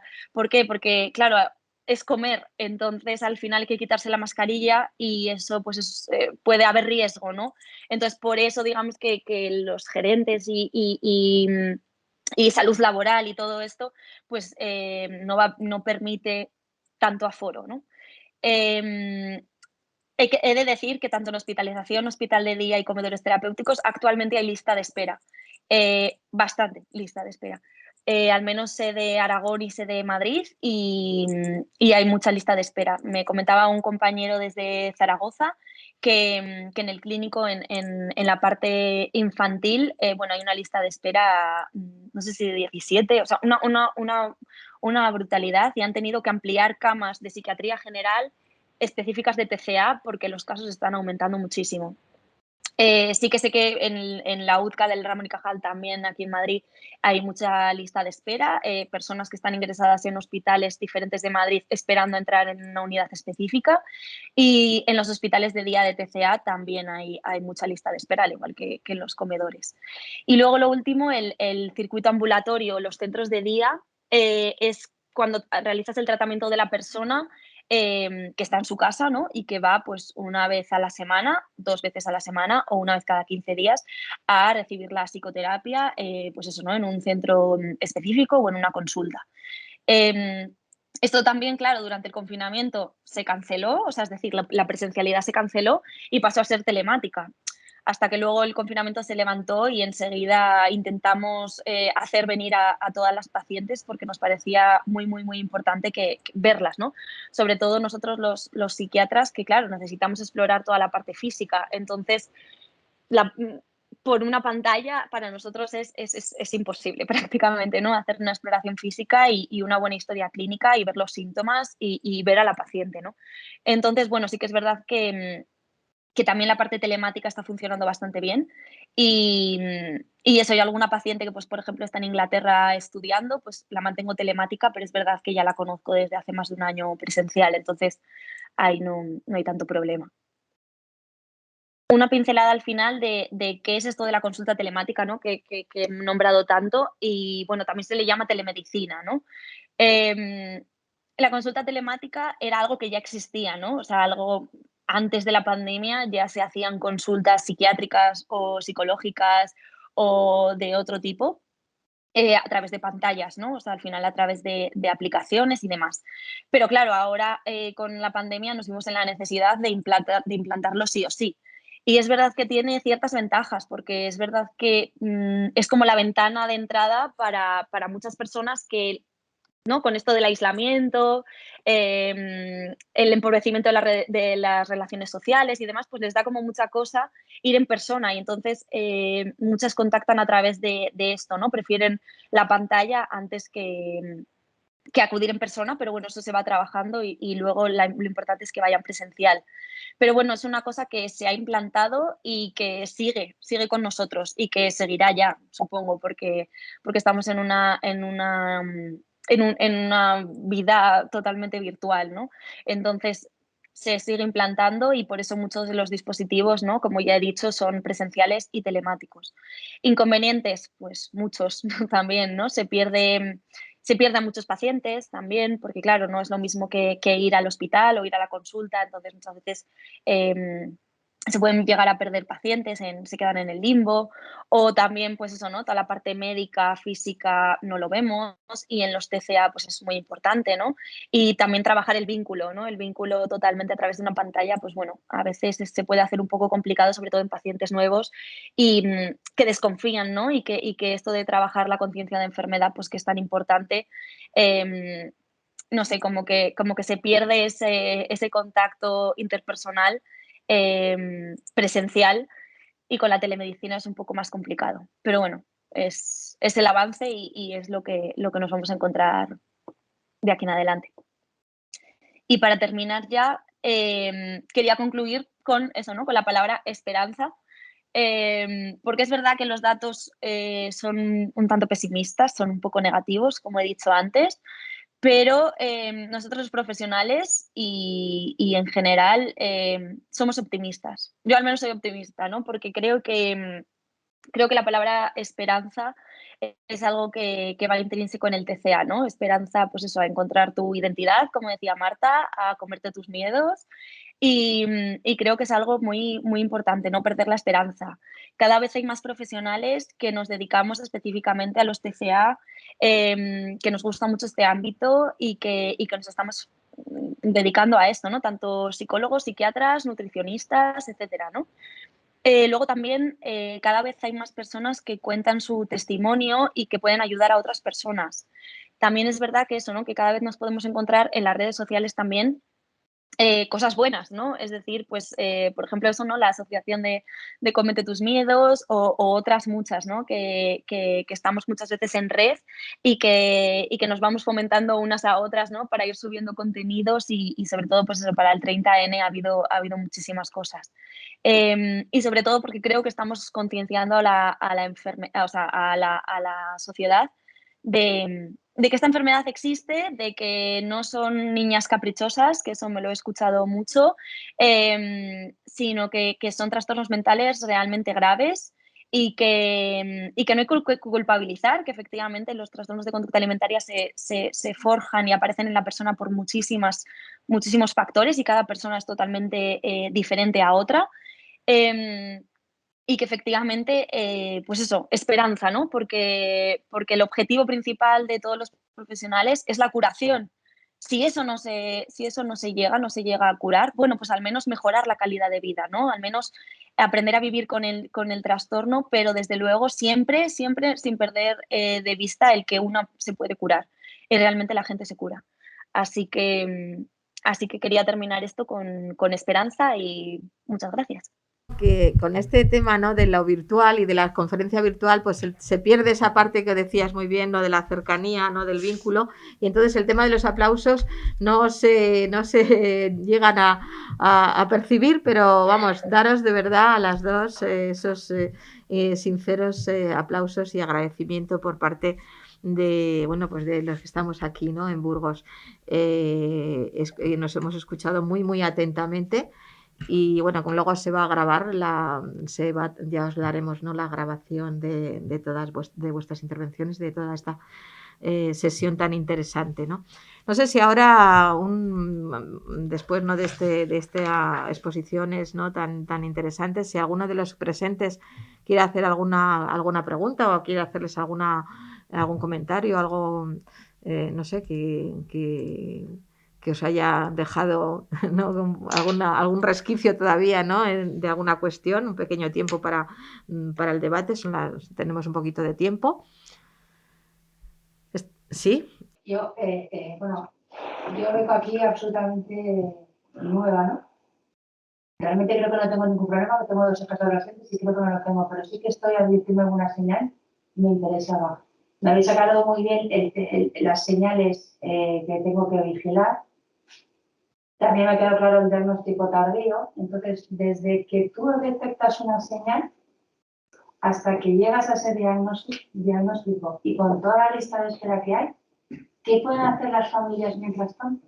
O sea, ¿qué pautas se les pueden dar a las familias que pueden advertir alguna pequeña señal que a lo mejor no le das la importancia como para el médico ya, que llamas al médico y te dan para dentro de 2 meses? ¿Qué pueden hacer las familias trabajando en casa? No sé si se ha oído, porque como la cámara está igual no habéis oído bien. Yo intento traducir, ¿vale? Un poco resumir. Bueno, ella es una mamá que tiene dos hijas y en principio dice que no considera que haya un problema, pero bueno, quiere estar muy atenta a las posibles señales y sobre todo, visto el retraso que hay, ¿no?, en el diagnóstico, desde que se empiezan a ver estas señales hasta que se hace un diagnóstico y por lo tanto hasta que luego se lleva a cabo la intervención puede pasar bastante tiempo. Entonces, ¿qué pautas? Se pregunta, ¿qué pautas se puede hacer desde la familia para ir ganando ese tiempo, ¿no? Porque el tiempo es oro en todos los procesos y entonces aunque haya esa lista de espera y ese tiempo a veces hasta llegar al diagnóstico y al tratamiento, que se puede hacer desde las familias. Creo, no sé si sí. Sí. Sí que bueno, puedo aportar yo Sí, algo. sí. Mira, lo que es efectivamente, ¿no? Cuando esto nos pasa mucho, ¿no? Sobre todo en adolescentes, cuando efectivamente los padres dicen, jo, si es que lo tenía delante de mis ojos y me costó muchísimo primero darme cuenta y luego a veces como arrastrarla a la consulta porque ellas son las primeras que no tienen conciencia de tener un problema, ¿no? Entonces, efectivamente, hasta que una acepta ir al médico, lo que yo sugiero siempre a la familia es que estén ahí, es que les estén apoyando y que desde luego, por ejemplo, o sea, dentro de las recomendaciones básicas que nosotros hacemos, es que al menos se pueda, o sea, que el momento de una comida, de una cena, sea un momento en familia. A veces eso es como complicado, ¿no? Siendo la vida como nos está yendo, pero al menos que haya un momento de la comida o de la cena en el que se pueda juntar toda la familia y poder hablar, charlar, que sea un momento como distendido, ¿no? Y en el cual no se perciban como a veces esas tensiones o demás. A veces eso ayuda mucho a las pacientes, ¿no? También es muy importante que no normalicemos en general, ningún tipo de dieta, ni de restricciones, ni esas cosas porque hacen, al final, si es una persona vulnerable, puede hacer daño, ¿no? Porque hay muchas veces que el TCA, ¿no? No solo en la persona, sino que es como a nivel familiar, ¿no? La dinámica familiar que se crea. Entonces, muchas veces cuando rascas, ¿no? En cómo se come en la familia, te encuentras, ¿no? Pues eso, ¿no? Familias que no comen fritos, que no compran bollerías, que ahora se han ido al real fooding, familias que están todos metidos en el CrossFit digo CrossFit como ejemplos, ¿no? Pero, pero exacto, ¿no? Que hay veces que los niños, adolescentes copian un poco las conductas de los adultos. Entonces es muy importante que se pueda hablar, ¿no? Que se pueda hablar abiertamente entre padres e hijos y sobre todo eso, ¿no? Como ser comprensivos y entender que eso, ¿no? Que si tienen algún miedo con la alimentación o con el ejercicio, que eso, que con ayuda eso se puede solventar y sobre todo preguntar mucho que cómo te sientes, ¿no? Que era algo que decía mucho Marta, cómo te sientes ahora. También lo comentaba Marimar, ¿no? Lo de la escucha activa, ¿no? Esto de que, bueno, si tienes que llorar, llora, un día malo lo tiene cualquiera, ¿no? Y muchas veces distraer un poco el tema de la alimentación o de la posible sospecha de la alimentación a las emociones, a cómo te estás sintiendo, cómo estás, qué te está pasando en el colegio. Va todo bien, ¿no? Pero con una escucha y colaboración y paciencia. Muchas gracias, Marta, por tu aclaración, ¿no? Yo creo que nos has abierto un poco también, ¿no? Espero que, no sé si te han contestado. O si... De todas formas, sí. también están Espera. las asociaciones. Exacto. Bueno, te lo ponemos aquí. Sí, bueno, aquí más o menos. Sí. Decía que también están las asociaciones, de hecho a nosotros nos llaman muchísimo precisamente en este sentido, incluso cuando ya tienen la carta. Y no hace mucho que ha sido una madre que nos ha llamado diciendo que su carta era para mayo. Y es que su índice de masa corporal estaba en 14. Entonces el consejo que yo le di es ir a urgencias. Porque aunque sí que estuvo llamando a la unidad de trastornos de conducta alimentaria, no le estaban haciendo caso.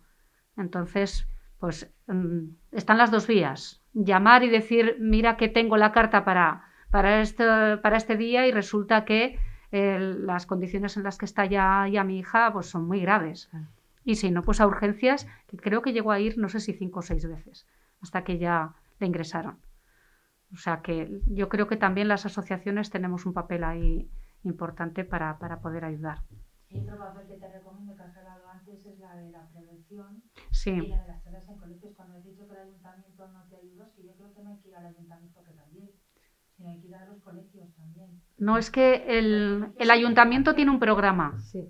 Sí, Y entonces es el ayuntamiento el que paga ese programa. sí, pero sí, hay cosas que el ayuntamiento y hay además de salud y de muchas cosas, pero ir directamente como asociación a los centros educativos y dentro de las actividades extraescolares, incluso a través de las AMPAs, dar charlas. Lo hemos hecho y no nos llaman. A padres y adolescentes. Lo hemos hecho y no nos llaman. Y a veces nos han llamado y han acudido 3 o 4 personas. Eso también pasa porque a mí, yo que estaba en el AMPA, Sí, me ha pasado. exacto. Sí, por eso digo O sea que eso pasa. Y luego pues eso, que sí que hemos hecho algunas veces pues eso, un recorrido de vamos a coger correos y vamos a proponer primero que se solicite la prevención o... Pero si se puede dar la charla dentro de las horas que en los institutos, por ejemplo, tienen para tutorías o cosas de esas. Claro. Que ya están los alumnos, o sea, no tienen que ir expresamente a una charla, sino que dentro del programa... Es ahí donde vamos. Sí, ahí es donde van. Lo Ahí que es pasa es donde que eso vamos. lo tiene que pedir el centro, ¿sabes? Tú no puedes ir a una...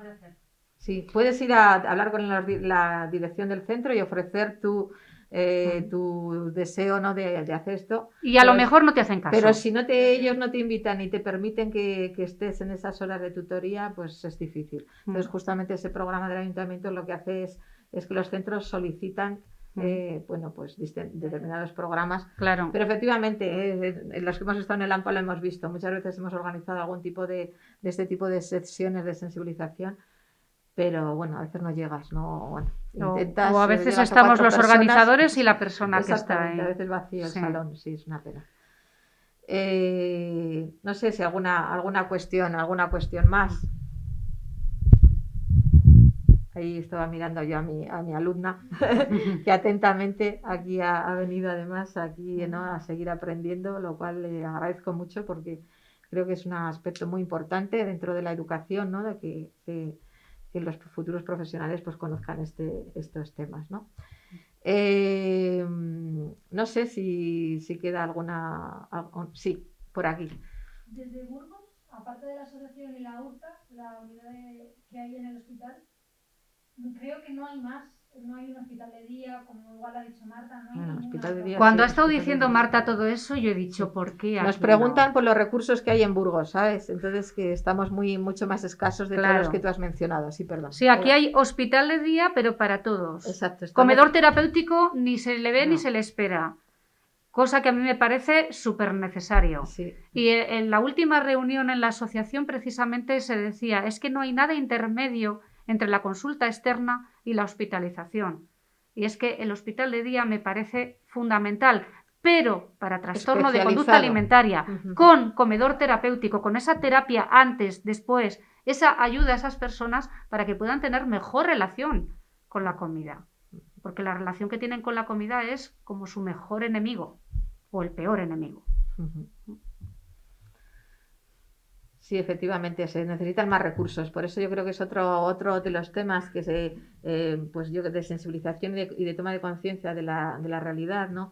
Es que ver este aumento tan considerable, ¿no?, de estos problemas, pues hay que tomar medidas. Entonces, quiere decir que hay que tomar medidas también desde los gobiernos, desde las instituciones, para crear y dotar de más recursos, porque hemos hablado de las listas de espera muy largas, los diagnósticos muy tardíos y la escasez de recursos en muchas de las pequeñas provincias o de las provincias más como la nuestra, en la que, bueno, decimos, oye, tenemos la URTA, pero no da abasto, ¿no? No llega y luego por lo que decimos, ese vacío, ¿no?, que hay ahí enorme. Es vacío y es regional, es Y para además toda eso, Castilla es y regional, León. exactamente. La URTA es una unidad regional de trastornos alimentarios, ¿no?, que abarca pues toda la comunidad nuestra, que no es pequeña encima, ¿no? Entonces, desde luego, no llega, no llega. Efectivamente, ahí hay que seguir. Como muy bien ha dicho antes, ¿no?, también Marta, el tema de la salud mental en general, pues es un tema muy descuidado en general. Yo siempre digo, ¿no?, como un poco la hermanita pobre, ¿no?, dentro de la sanidad, que a nivel de la sanidad también siempre hay recortes, por dentro de la sanidad la salud mental, y dentro de la salud mental, pues mira, pues este tema que ahora mismo pues está aflorando, hay que hacerlo visible y seguir luchando porque, ¿no?, pues que aumenten estos recursos. Yo creo que una de Pues las sí. cosas buenas, ¿no?, también de las nuevas tecnologías, nuestro salón, este salón habéis visto antes, ¿no?, es un salón pequeñito, lo estáis viendo, y la verdad es que dirías, para un tema tan importante está el salón, por no decir vacío, casi vacío, es un salón pequeño, menos mal, porque si no nos Pues hubiésemos sí. sentido todavía peor. Y entonces te hace ver un poco, pues eso, ¿no? Es decir, intenta hacer cosas para llegar a la gente. Entonces, lo bueno de las nuevas tecnologías es que esto luego podemos trasladarlo y transmitirlo y llegar, ¿no?, a más gente de la que igual ahora hemos llegado presencialmente. Yo sé que ahora mismo, pues el tema todavía de lo presencial, todavía somos bastante un poco reticentes, todavía a organizar cosas. Lo digo también desde la universidad nos pasa, sobre todo para hacer grandes eventos todavía.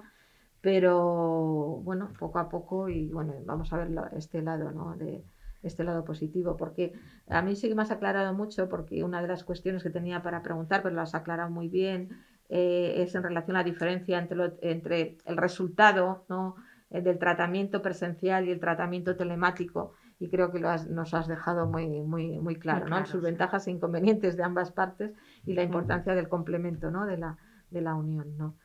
Yo, bueno, agradecer, no sé si tenemos palabras desde aquí, desde Burgos, ¿no?, para agradeceros todo este tiempo que habéis dedicado ahora, no solo ahora, sino desde el momento que contactamos con vosotras.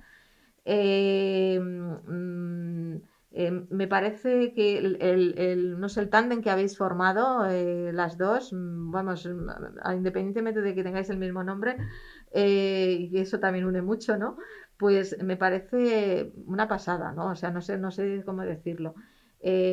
Marta, con su vivencia y su experiencia, que nos ha abierto, ¿no?, es la puerta bueno, pues a su corazón y a todos los miedos estos que ha tenido, ¿no?, bueno, y que no sé ahora mismo si nos podría decir cómo ahora mismo se encuentra, ¿no? Si de vez en cuando hay algún resquicio de esos miedos y estás siguiendo luchando contra ellos, o no sé, si digo un poco, si quieres para cerrar o para ir comentándote, desde esa valentía, ¿no?, que has demostrado constantemente al crear una asociación y encima también un centro, ¿no?, ¿no?, que nos permite hacer una terapia, ¿no?, junto con este equipo tan interesante que habéis formado, en concreto con Marta, ¿no? No sé si nos quieres comentar un poco a veces, si eso resurgen un poco de vez en cuando esos miedos y qué haces, ¿no?, en esas situaciones en caso de que se dé ese pequeño monstruo que llaman algunas veces, algunos también, ¿no? A ver, siempre dicen que la anorexia, bueno, que los trastornos de la conducta alimentaria son enfermedades que son para toda la vida, ¿no? Y muchas veces me contacta mucha gente de, es que ¿para qué me voy a recuperar si va a estar conmigo toda la vida? Em, y eso es totalmente falso. O sea, quiero decir, obviamente todos tenemos miedos a ciertas cosas y todos tenemos, pues circunstancias en la vida que nos van a hacer tener un mal día, tener una mala semana, pero no por eso significa que sigas teniendo un trastorno alimentario y no por eso, no sé, o sea, yo de verdad pienso y por eso digo que la recuperación sí que es posible. Y bueno, pues a lo mejor hay un día que te encuentras mal o que te encuentras de bajón, pero es que llevas tantos años ganando experiencia, teniendo métodos para luchar contra ellos que es imposible que vuelvas a ello, ¿no? Porque ya sabes lo que hay en el otro lado y entonces dices, no, yo aquí no vuelvo y sigues para adelante.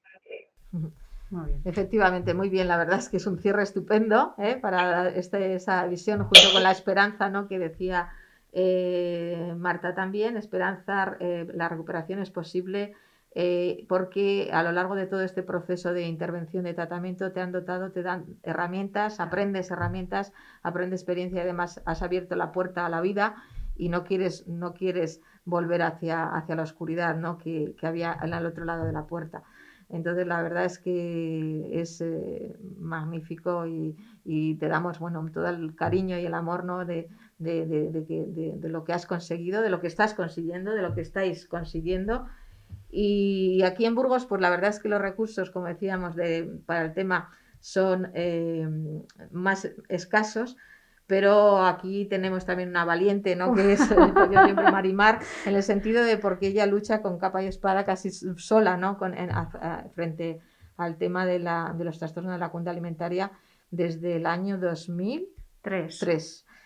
No, desde el año 2003 ahí ha estado persistiendo con recursos, no te puedes ni imaginar, casi inexistentes, pero ahí está, ¿no?, y esta asociación de padres a los que hay que agradecer que la asociación siga existiendo, porque ahora estamos viendo que es necesaria, ¿no?, y lo estamos demostrando.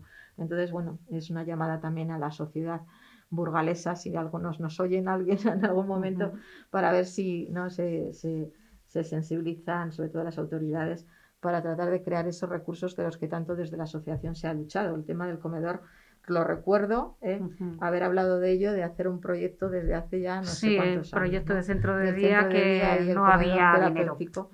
Entonces, bueno, pues pensemos también de forma optimista de que vamos a hacer todo lo que podamos. En algún momento esa lucha se consiga esos resultados. Y no sé si alguien quiere hacer algún comentario más, porque si no ya pues son las 9. Yo creo que ya es hora de irnos cerrar, a cenar, ¿no?, de cerrar la sesión, ¿no?, agradeciendo nuevamente, bueno, pues Marimar, muchísimas gracias. Martas, de verdad nos tenéis aquí y para lo que necesitéis, y podemos ayudaros en lo Muchas poquito gracias a vosotras que por podamos invitarnos. hacer. Sí, muchas gracias. Muchas gracias. Muchísimas gracias, Gracias. ¿no? Pues nada, Bueno, un aplauso.